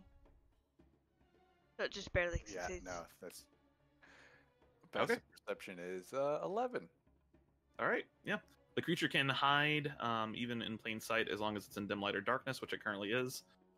So it is going to. I take that. Take that back. It's a 14 because I'm proficient in it. Gotcha. Then you would be able to actually see what he's doing. Violet, however, does not. So yeah, it does have advantage on this attack as it is an unseen attacker. And Violet. Oh. Good thing Oh. I'm resistant to psychic damage, so it doesn't really fucking Are matter. you? Yes. Kalashtar for the And win. guess what? Oh I my God, haven't you're a been Kalashtar. damaged. You're a Kalashtar. It Ha. doesn't matter if you've been damaged.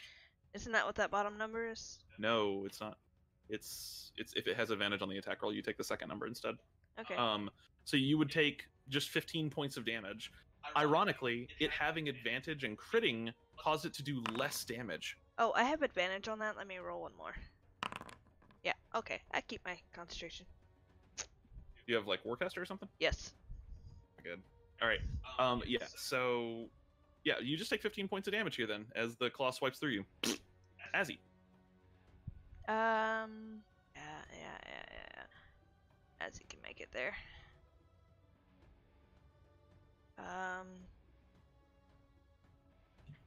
How far away? By the are way, they? I think you're the one in the corner of the room that I can just barely see is not on the turn chart. It is. It's at the very end. Really? Yeah. 1, 2, 3. Because there's only 3 shadow demons. Wait. Yeah, there's only three. Question: why is my vision not reaching out to 120 feet? Because this room is only 80 feet wide. I hate circles. Alright, that's an issue with the circles. It's that right here, I think. Still, though. Yep, it was. Okay. It was the one that was gonna attack Violet. I'll have him go after Azzy.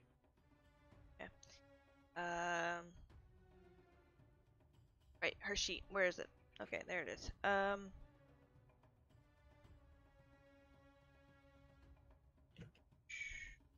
She's gonna toll the dead. This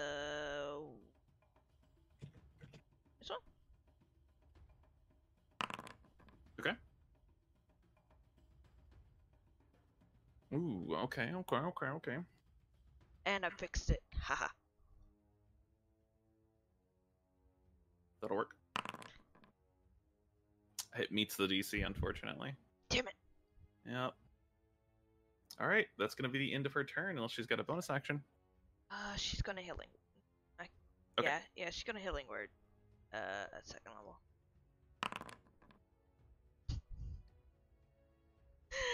Oh, that's funny. Alright. Who are you healing wording? Me. Oh, okay, gotcha. Alright, so Azzy's turn is over, and the Shadow Demon that didn't get to go is gonna go now, because he actually rolled... Wait. Actually tied with the previous Shadow Demon, so I'm gonna go ahead and give him a turn now. He is gonna continue his attack. He is not hidden. Because he just got fucking murked, so... 24, Violet? Yeah, that's gonna hit. Okay, you will take 15 points. Minus. Yeah, the resistant would be 7. You hear the Shadow Demon attacking you? Just go. Oh, I lost concentration. Correct. Wow. Smiley is gone. All right, Arc, it's now your turn. And Call yelled, correct? Yes. Just want to make sure I shouldn't continue about my science like nothing happened. That was my first 30. Hear another explosion. Listen, It's on the agenda. she's evil. She would do it. Alright. I guess I'm just gonna move right there. What the heck do I have for bonus actions? Yes, but chaotic evil does not mean chaotic stupid. Yeah. Yeah, but She's chaotic also not good kinda chaotic does. evil. Alright. My ass is chaotic dumb. All right, end your turn there. Yeah, I don't have anything really I could do. Violet, it is now your turn. I actually didn't know Violet was a Kalashtar until this session. Just throwing that out there. Oh my god. I've never taken psychic damage. You've also never used your mind stuff. Nope. Let's see. It's a 15-foot cube, I think.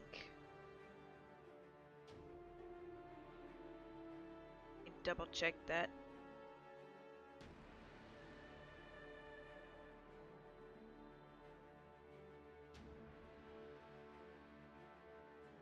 No, I don't want to end up hitting Kale. So, what I'm going to do is I'm going to resummon Okay. Sir Do it. Smiley, and then as I do that, I disappear. As a bonus action, I go into my ring, right where Sir Smiley is gonna appear.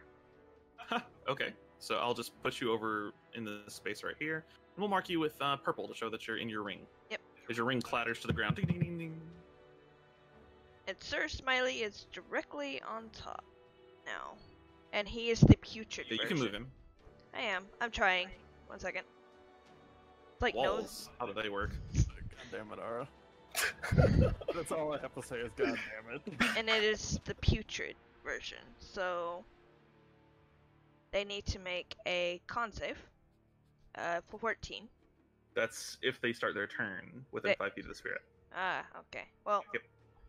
I'll attack anyway. Okay. The one that's hurt. Okay. Let's see here. And Doesn't what is the con save for? only whenever it's poison, I think. Okay. Yeah, that's gonna hit. And this is slashing damage? Yep. Perfect. Alright. As the putrid creature slashes through the Shadow Demon, it's still alive. Violet's at the end of your turn? Yep. Great. It is now this Shadow Demon's turn. This poor dude. He just got murked, and the person he was about to murder like disappeared and turned into a ring. So he's gonna pick up your ring. You switch the two, love. Which one? This one is the one that's going. Oh, right. This one. Okay. Look. This one already went. Don't talk to me.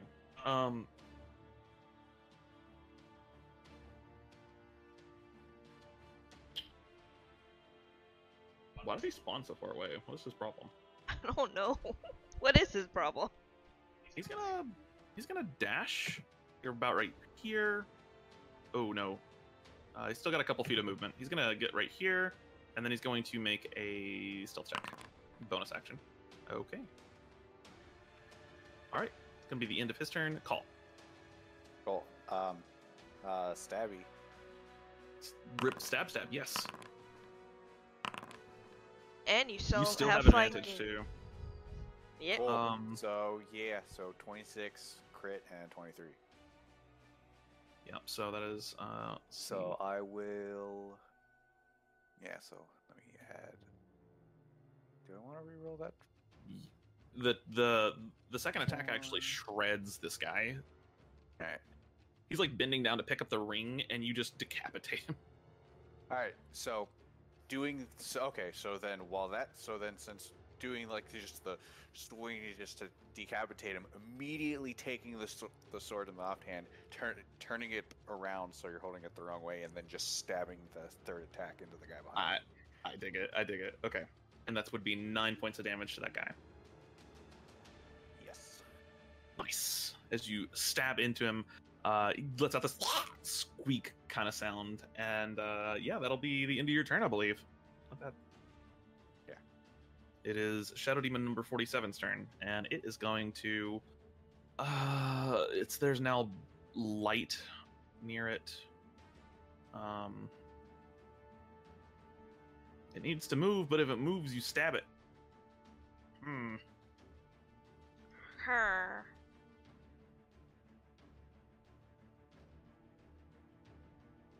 It's just gonna take a swipe at you. It can't really move right now. No, it could disengage. Yeah, it's gonna disengage, and then I use the Oh, it can't. sentinel feat I don't have. I don't think it can get any. Okay. It's gonna disengage. It's gonna go right here. It's gonna try to make a stealth check as a bonus action. I don't think it's hidden from you. Not for me. I mean that. All right. Yeah, you just watch it run away and then like crouch down beside the orrery, thinking it's hidden. Mel. Hides behind a post. Yeah, it's my turn. Look, get here. Oh, hey, this is a neat room. Lantern of Revealing. Yep. Yep. So this one right here, this bad boy is, if he was hidden from you before, he's no longer hidden from you. Cool. So that took 15 feet of movement. I don't think I can hit him. It's 5, 10. I have to be there. Yeah, I can't hit him. So I'll get here. Okay. And make a flail attack, or 2 flail attacks, I guess. Yeah, go for it. Well, bam, 25. 25 hits. Cool. Is your flail magical? Yes. Okay, gotcha. And then 9 misses, unfortunately. No. Ripperoonie. Alright, Mel, is that the end of your turn? Yep, that's the end of my turn. Sloppy. Alright. Hey, wait, question. I hate you Yeah. both. An attack roll is not an ability check, correct? That's correct, technically. Okay. Alright. Yeah, this guy has to make a con save of 14, so he'll fail at that. Yep, he sure will. He is now poisoned. And he is now poisoned. Double check something real quick. He is not poisoned. Damn. He's a demonic entity from the Shadowfell. He is immune to poison. So that's to the Bone Daddy. Yeah, I don't fucking know. Don't talk to me about the Bone Devil's resistances and stuff. I don't understand them. Anyways, all right. Shadow Demon's turn. It is gonna. Man, and it's in bright light too. Fuck me. Mm-hmm. Bone Daddy. Haha, Bone Daddy. All right. Man, that's some ass right there. It needs to go. It's not getting anywhere. It's gonna run this way 60 feet with a dash. Okay, that's gonna hit. And what's the con save for? That's if he's poisoned. He's not Okay. poisoned. It's going to continuously do that. Sure. Mel, he did leave your range. Oh, yeah, right. I get an attack of opportunity. Cool. You can, yeah. Yep. Since you have a reach flail. Yeah. Oh, 15. 15 hits. So that's gonna be 9 points of damage. Alright. He's gonna try to make a stealth check. Fucking disappears. Cool. I'm about to ruin his day. I'm about to ruin my own day. Alright, that is the end of that Shadow Demon's turn. It is now Azzy's turn. Okay. Question, is this a type of invisibility? Not technically, no. Okay.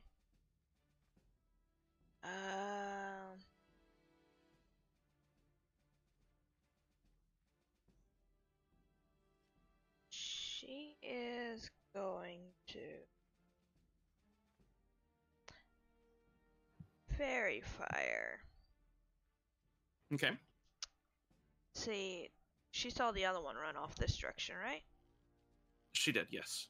She's gonna Fairy Fire over there. Okay. So that's a dex save. Can you point me to the spot specifically that you are targeting? Right there? Does that help? Yep, that's perfect. All right, dex save. He is no longer invisible. Yeah, well, he wasn't invisible to begin with. He was hidden. I did say that. Yeah. Any creature in the area that spells cast is almost. Yeah, he's outlined by light though. Yeah, he is not hidden anymore. We're gonna say he's outlined by light. So. Oh gosh, I have to sneeze. Sparkle. At you. It's gone now. I hate that. All right. Yeah, as he turns around, fairy fires, and as the spell goes off, you do watch the creature kind of become visible, or at least the outline. All right, is that the end? Yep. Great. It is now Ark's turn. Alright. I'm gonna get up in this one's face and shine some light on that one that is now also outlined in light. Nice. Okay, as you do this, how much light do you give off? It is bright light to 30 meters, or 30 feet. 30 feet? Okay, all right. So you actually do reveal, creeping in the shadows, almost like it's part of the shadows itself, another one. Okay. Oh, he would have been revealed by me as well from my lantern revealing. Oh, so he would. Yep, okay. And then this one is going to get You guys have... double Listen, I stabbed. threw this encounter together a long time ago before I really thought about anything. I don't usually balance for like specific abilities or anything, but you guys have all sorts of shit to counter these guys. It's freaking great. Yeah, the 8's gonna miss. The 14 still hits though, and that is 12 points of thunder damage. These dudes are fucked. Then I'm gonna throw him against the wall. Or attempt to, in that general direction. Yeah, you can shove him 5 feet. Let's see here. Go ahead and make an athletics check for me. So I'm gonna go If you throwing don't- him down rather than throwing him away. Throw him prone? Okay. Ooh, yeah, no. As Yeah. you try to do this, unfortunately, not able to. Alright, is that the end? Yes, it is. Okay, Violet. Yeah, Violet's gonna grab a few things while she's in the ring, because she just used her thing. She's gonna grab some vials. And let's see, I don't know, does my familiar come in with me or not? I would say you would have to re-summon your familiar into that space. Ah, okay. I can still telepathically communicate with her, right? Correct. Yeah, I'd order her to attack too. Okay. Where's my little familiar? Do you have investment of the Chainmaster? Yes. Okay. Because Sir Smiley's already attacking. Yep. So, I ain't gotta command him. And then they both are just gonna go ham on this guy. Okay, go for it. Flush. Hmm. So she needs to stay away from him. And then sting. That's gonna hit. Yeah, that's also gonna hit. Is immune to poison though, so I'm not gonna have. What auto roll about on that sleep? save. Doesn't matter. He's immune to poison. Oh. The poison's what put you to sleep. Ah. Well, okay. I didn't mean to roll that. Okay. That's still a couple points of damage here. Not too bad. Not too bad. And Violet, it's the end of your turn. Yeah, Shadow Demon's turn. Man, they are in bright light and everything. This is fucked.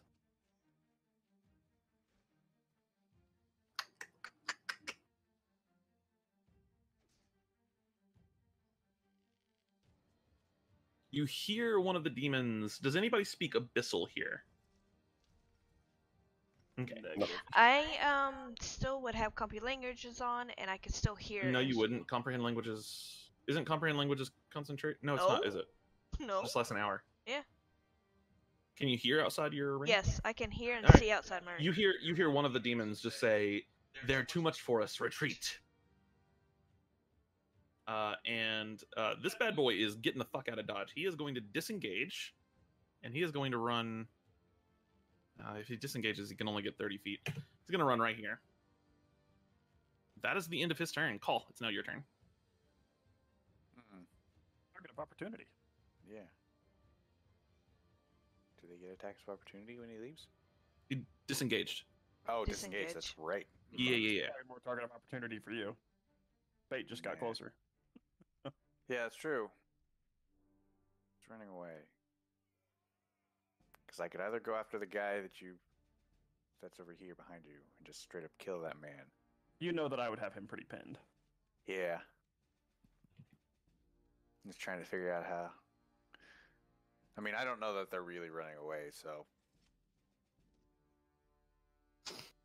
So yeah, it's really just move here and attacks. Go for it.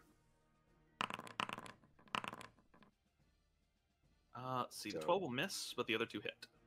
Cool. I will re-roll the last Five. dice. So 3 plus. So that's 7. 18. 18 total. Yes. Okay. All right. And as you slash through him, Call, he kind of throws both of his claws up to defend himself. Is that the end of your turn? Yes. Okay.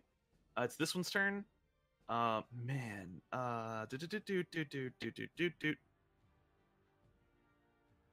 He's gonna try to go right here. Without disengaging. 15's gonna hit. I guess he ain't going fucking anywhere. So he would get. He started right here. He would get right here. Before leaving your range. Okay. Yeah. So that's. He's fucked. He's gonna turn around and attack you. He has disadvantage on this attack. And it's his only attack. All right. Wouldn't have hit me either way. Huh? He wouldn't have hit me either way. Even Yeah. with advantage. Yeah. All right. The Shadow Demon's done. Mel, it's now your turn. Cool.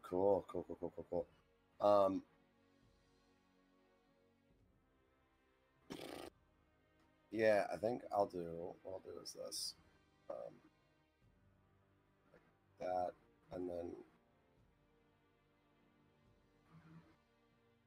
I don't know. Can I step here? You'd be up on a table. Or can I like get here You could. doing it? Okay. You can Cool. also like walk through my space and like. Yeah, but I want to More avoid the avoiding attack. the. Yeah. Oh yeah. Yeah. Not. Well, still keeping him in my range. And I'm going to make another flail attack against him. Okay, sure. Oh, I wish I had a spell slot. 21. 21 is definitely going to hit, and that's another 6 points of damage. Cool. 11 is definitely going to miss, and that's another 0 points of damage. Mel, is that the end of your turn? Yeah, it's in my turn. All right, you have routed these shadow demons. You read something. Can they do? He can. Okay. Good fucking shit. So this one that's covered in fairy fire. He's gonna move this way. Oops. Oh shit! He's gonna they move go this through way, the walls, can't they? and then you all watch him just disappear into the wall. All right, that is gonna be the end of that shadow demon's turn. Actually, he's gonna. Yep. All right. Fucking hasta la vista, bitches. All right, Azzy. Okay. He just went through that wall. Alright. He sure did. See. Go Does he ahead. have to be in darkness to do that? He does not. Well, actually, double check. They would not be there. Nope, Oh, okay. he does not.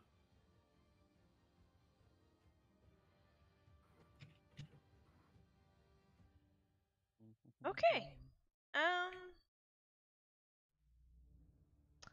As he's gonna toll the dead on the one behind her. Sure. Okay. Ah, that's 19 points of necrotic damage to this bad boy. Yep. Let's see. He is not immune to necrotic damage. Okay. All right. Is that the end of Azzy's turn? Yep. Arcelion. All right. Well, I've got this one pinned, so See, so a 22 is definitely going to hit, and then the 12 does miss, unfortunately. 22, 10 points of thunder damage. He's still trying to get away from you is what he's trying to do right now.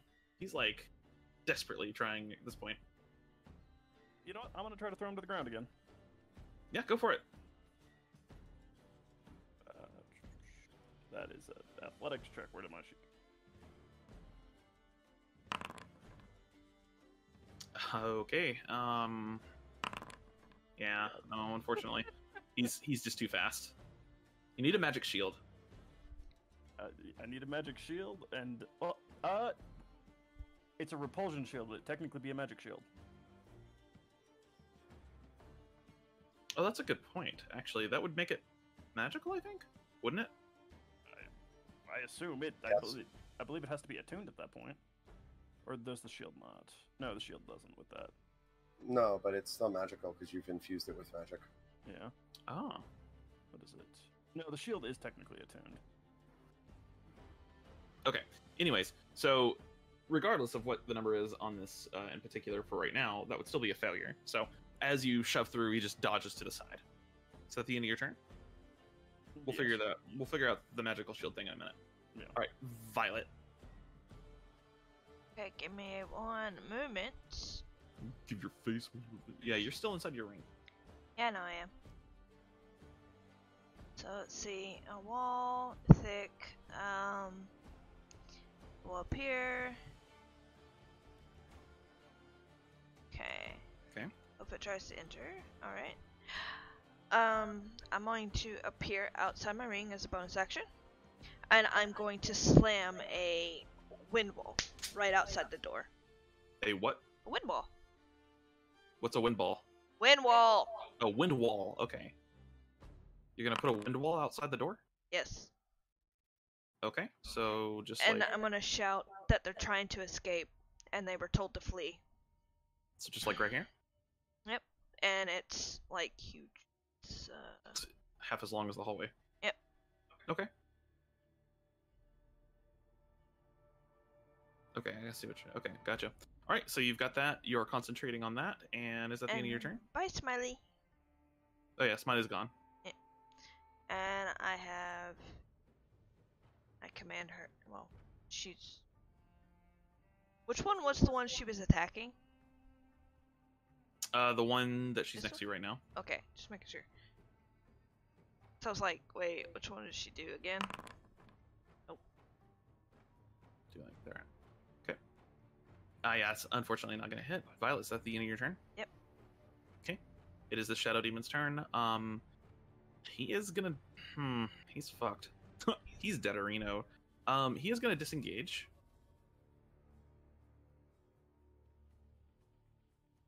He's gonna Yeah, take no matter damage. what he does, he has to go through that wall. He has to take damage. Is the wind wall difficult terrain? It is not. Okay.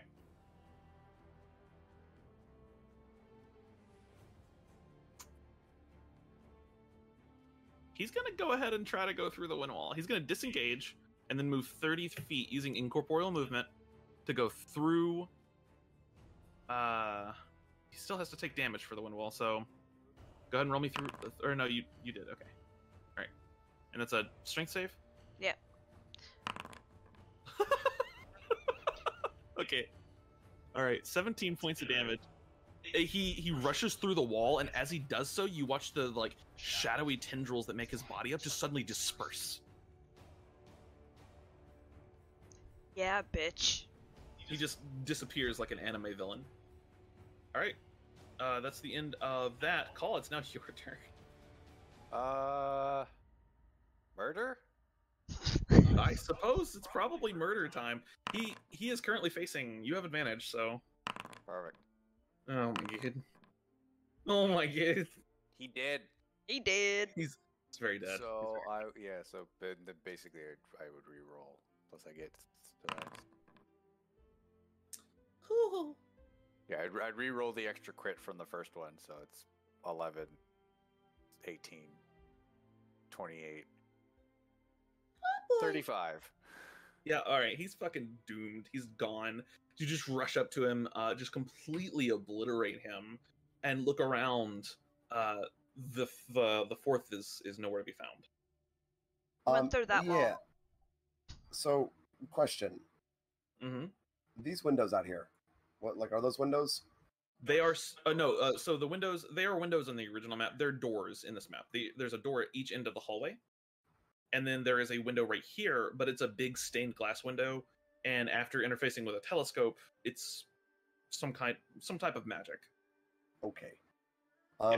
There's no actual windows. You're underground right now. Gotcha. Well, he went through this wall, He did. which means that, well, would I know? What about your lantern? Oh, yeah. Oh yeah. That's the thing. What does that do again? It Just reveals. It reveals, right? Yeah. See, invisible creatures and objects are visible as long as they're in the lantern's bright light. Okay. And you hold the lantern up to the wall. You don't see anything. There would have to be at least a room in that wall Yeah. for him to run through. I'm gonna pry the bookshelf off using a crowbar. Okay, go ahead and make me a strength check with advantage. Oh yeah, I'm great at these. I imagine you are. So good. 17. Yeah. Okay. Yeah, there's some movement, but not a lot. Hey, You're can I get not a hand? Yep, I got you. I'm gonna thunderwave the wall. Oh. Oh. I'm gonna thunderwave the fucking wall. Okay. Like, just directly in front, right in Books front of us. just go flying everywhere. And God, I hate this. Yeah, books just go flying everywhere, and you watch as part of the back of the bookcase just falls away and reveals beyond a room. Let's see something. Book. Yeah, that's pretty funny. Okay. Reveals beyond a room. Yeah, Violet would pick up your ring. The bookcase is still in your way, but after a moment of difficulty, you would be able to tear it down. I'm going to go out this way. I brought the brute force tonight. Mel, make a perception check. Okay. I was still concentrating on one wall. Would you have asked me to move it first? Yes. Okay. No, just go headlong through it. Mel, you take 47 points of damage. 13, yeah. You look around. nothing dangerous right now. I'm gonna put Pablo right here though. Okay. Just noticed he was still in the other room. Yeah. It's technically a corpse in the other room. Technically. Yeah. Basically, while Art's searching this room, I want to come up here. Here-ish. Okay. Check out this room, then maybe look in here. Okay, I want you to go ahead and I want you to make a investigation check while they're looking down at the bottom. Nice. That's Arc 20. and Call, when you look into this room, you see it can really only be described as a small torture chamber. It has seen some use. You can see the metal bed in the center of this kind of pentagram that's been formed is bloodstained, and there are channels along the metal bed itself that lead down into this pentagram, which is actually a series of channels in the floor. This is very much like a ritual sacrifice type of room. You also see some darker occult paraphernalia that kind of confirms this.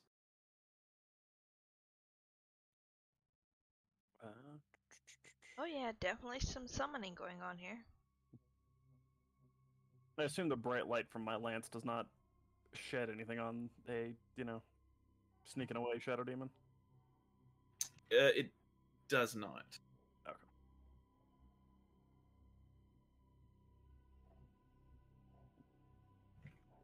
I want to do a perception check to see if I can see the demon.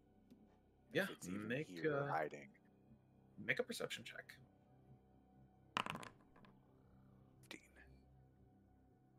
You look around for a minute and realizing that sight might be completely useless here, just stop and focus and listen. And you don't hear anything. You don't see anything. It may have already escaped. Well, that was sloppy of us. Oh my god. Oh, man. Mel.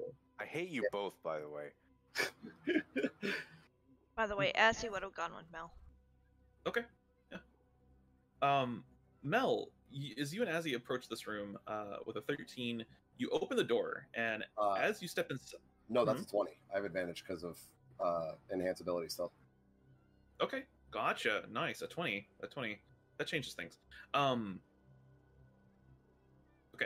You open the door, and as you step inside, your lantern that you're carrying... God, I hate this fucking item. Sheds this bright light over the room, and you just stop and turn and take a look around, and you see, squished up against the desk within this room, is the shadow demon, desperately trying to hide in the shadow of the desk, which you have now completely obliterated. He looks at you and he gets... No.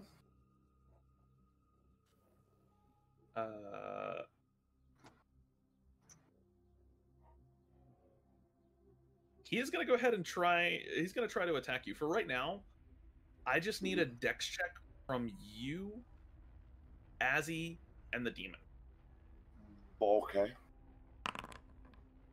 Oh, no. Nice. Oh, no. Oh, Wow. God. We suck. Yeah, he's going to yours rush do, dude. forward. He just rushes forward and makes a claw attack against you in desperation. Does a 19 hit? He has disadvantage because he's in bright light, right? Oh, God, he does. Yep. So that's an 8. Yeah. Yep. Okay. All right. He's still glowing, by the way, as he's still concentrating. Yeah, Um, she is still concentrating. you guys had everything you needed to fuck these shadow demons in the ass. Yeah, he rushes, takes a swipe at you. Do you counterattack? Oh, absolutely, yeah. Yeah. So go ahead and just roll me a flail attack. Cool. Yeah. I was really expecting that to be in that one. You have advantage. Because of fairy fire. Oh, yeah. As he takes the swipe, you just kind of kick him right in like the stomach area, like knee to the stomach. He kind of falls backwards a little bit and then just catches a flail straight to the head and is obliterated. Oh, poor demon.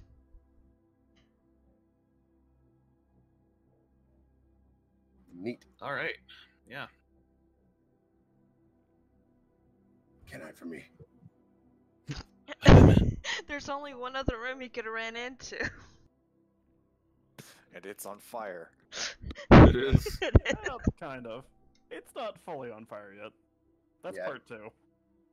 I mean, just wait until the acid starts dissolving through the floor. Oh, I mean, what? I mean, that's somebody else's problem. Side note, now that we're out of combat, Cal, can I borrow a torch?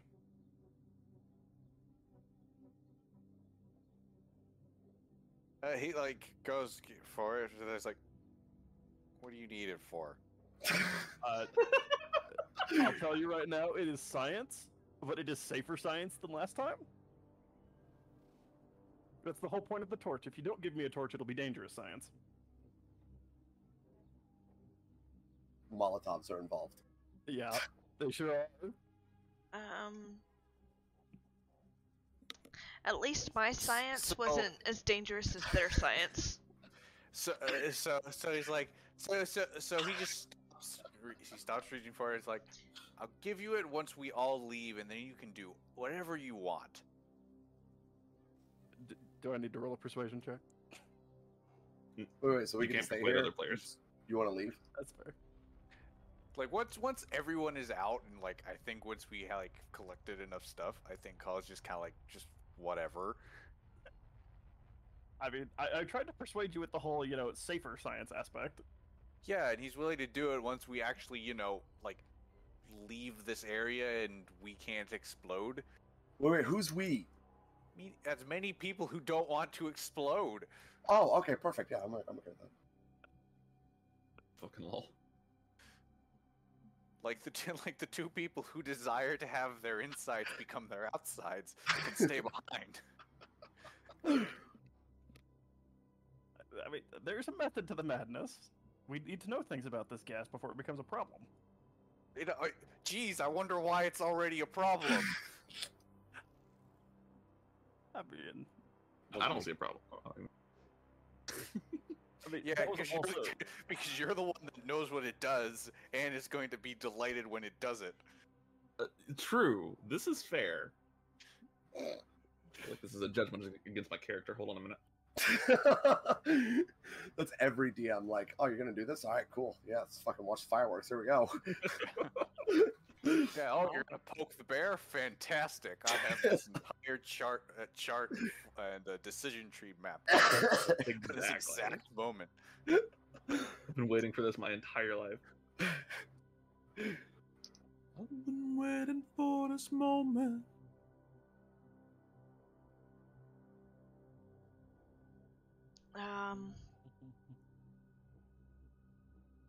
Oh yeah, I come down and tell everyone that the last demon's dead. Oh, good. I'd like to know what this book down here is. Yeah, you look and it's a collection of sacrificial rites. Looking through it, it is written in a dialect of common that is hard to understand at times. It's either very old or from a region that you're not really familiar with. But it is at least sort of readable, and it is just a collection of sacrificial rituals. And as you flip through the pages, you find one page, and this is a ritual to sacrifice the blood of the impure to the elder elemental evil eye.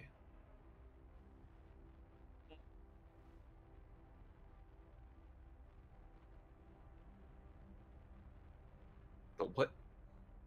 Oh, no. Okay, never mind. No, it's not. I don't know what that is. Karsus was part of the Netherese, the dude who tried to like become Mistra. Oh, okay. No. Yeah, that's what their civilization was called. I would like to also examine these barrels and find out what's inside. Yeah.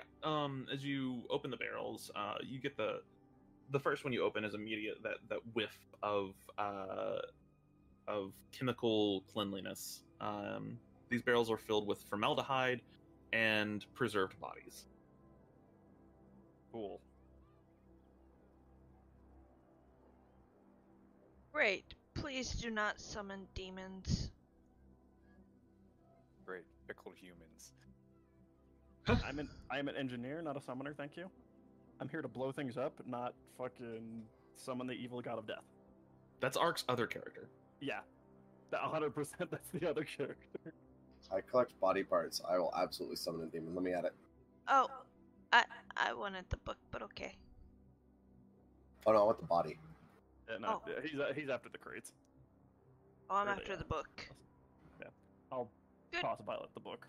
Over good Mel's reading head. material for later. And I might Oh, destroy it. Actually, a question. Mm-hmm. This like circle right here. Yeah. Does it look like the blood's meant to like drain out into the lines? Yeah, that's exactly what it is. It's definitely made for that specific purpose. This is a table where you would bleed someone out and let the blood drip into the pentagram. Very Hollywood ritual circle. Gotcha. This would need an incantation with it to summon something, right?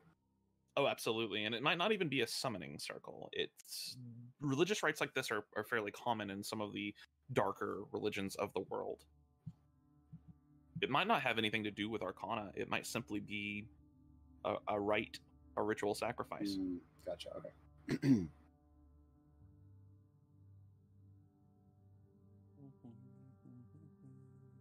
Okay. You look around. Are you guys finishing up here? Yeah. I would like to check out the plant room a little more. Not like poke and prod shit, but I want to examine it. Sure. So, in the interest of brevity, within the plant room, you do find a series of alchemical ingredients. Find Be useful for town.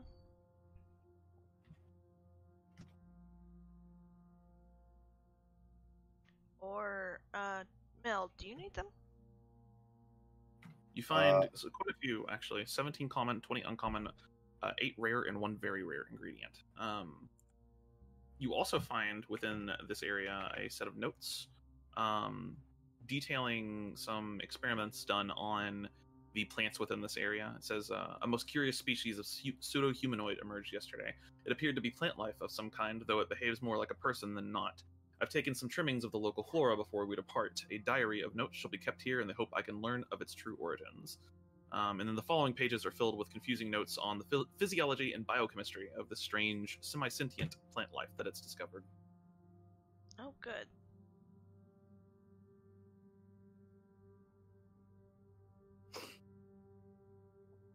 And then the final bit of notes that you find consists, it's kind of like a little journal next to the map area. And this one just says, you've got several pages in this, mini pages. Most of it is irrelevant, like banal stuff, like I've had indigestion for 3 days straight. It's been a very unpleasant experience. Stuff like that. But you do find mention of a couple of different people within here. In particular, you also one entry, the very last entry states, Arcadia is a damn fool. Surely she would attempt no such landing, not in these conditions. Even I, for all my might, would never be so brash. The Archmaster views my omens with disdain, claiming the eye was limited in scope. She does not know what it sees. The blood ran black yesterday, a grisly death for us all. I shall prepare as best as I can. Or Arcadia?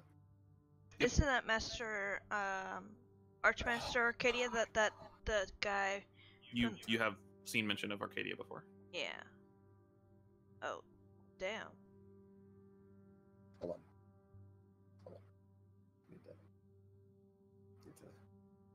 Need to plot an emote. And as you gather these things, I just need one person to roll me a d100, please. Who wants to do it? I will. Go for it. Go for it. 68. Okay. Damn it. Good deal. Sorry. So close. God damn. It's okay. The notes? No, the I'll let y'all- alchemy ingredients. I'll let y'all work out the loot notes in a second here. We're gonna go ahead and wrap this up, bring this to a close. As you kind of patrol this area, you don't have a key to the doors on either side, and so eventually, though it's possible to brute force them, maybe it's best to head back. Gathering your things, figuring out what you're going to take back and what you're not. You return to Traveler's Rest. You return back to camp. The return back is uneventful. Again, it's only a couple hours walk there. We did actually, when everybody left, we wanted to throw a torch into this room to see if the gas was flammable. Okay. Oh, okay. You throw it. I got you. I also wanted to get 4 vials of that oily liquid. You can, add that to your sheet. Easy Yep. to get on the way back. You throw a torch into the room where the gas cloud is. Yeah, like a lit torch. Yeah. Like So into the gas interestingly, cloud itself. yeah. So interestingly, the gas where the torch is forms almost like a bubble around the torch. All of the area of kind of around the torch, directly around the torch, it turns from this green into incandescent gas. And the rest of it just stays green. It's just like this bubble of gas formed around the torch. And that was what touched us originally, right? That color. The incandescent, yeah. It's like, it looks like gasoline. It doesn't chain react. I'm a little No, it does not. disappointed that we didn't blow a hole in the wall. Unfortunately, you did not. I straight up went full in on the mindset of the dynamite guy from Atlantis. Oh, Boom. God, that movie's so good. Yeah. So gathering your things and gathering any important stuff you would like to take back with you, you do head back to camp. When you get there, it's dark out by this point. Can I gather a flask of that too? Like the gas? Yeah, absolutely. Of the gas. Yeah. As you go to do this, you try, but the gas relatively quickly eats through your flask. You also note it has eaten the handrail. Once you go into the room and look, the handrail, pretty much everywhere the gas is touching, is gone. The green What gas appears to be highly acidic. Or corrosive is the correct word. What about a vial, like of glass? I assumed the flask would also have been glass. No, I was The actually flasks are gonna clay. say- Yeah. Okay. Yeah. Roll me a d20. Just roll me a d20. We'll see if it eats through glass or not. Okay. Okay. Okay. You don't know how long it's going to hold. You don't know if it'll actually eat through the glass or not, but you do gain a vial of this gas. Okay. Add a Time vial will tell. of... Yeah, just add a vial of green gas. Okay. Okay. Heading back, you arrive in camp and present your findings to Merrick, who kind of listens with intent. So, there's a wizard's workshop down there. Yeah. Maybe. Do you guys tell him about the gas and you like causing it to boil over? We did Yeah. run into some Okay. acidic gas. I would say we do because I don't see a problem with what we did. Okay. I see a problem, but I don't want people to be stupid and go into it. He seems to like, you watch his nose twitch and his eye twitch just a little bit when you say that. When you tell him about this, he's, oh, I don't think it was necessary to mess with things beyond our understanding, but that's fine. Just the entire good to know. time that you're watching, Call's not saying anything. He just has his arms crossed, just staring at you two. Merrick seems a little disappointed. Just the most judgmental look. He's already said his piece, but he's just still not happy about it. So, okay, Because but Call also turns over all the maps and stuff he got. Yeah, Merrick looks at those. I'm gonna give Merrick a check here, actually, to see if he can I identify also- the maps. I also show him the bucks too that I took. with the I'm plans. just gonna give Merrick himself a check here. Where did you go, Merrick? Merrick Martingale. And the notes about the organic people. Oh, he just looks at him. He goes, "Those are funny looking." Hands over everything. He kind of puts it all into a pile. I'm going to have research all of this later. I'm not particularly arcane inclined, if that makes any sense. I really appreciate you doing this for us, of course. I'm glad you made it back, and of course, here is your pay. And he hands you 300 gold to each of you. Okay.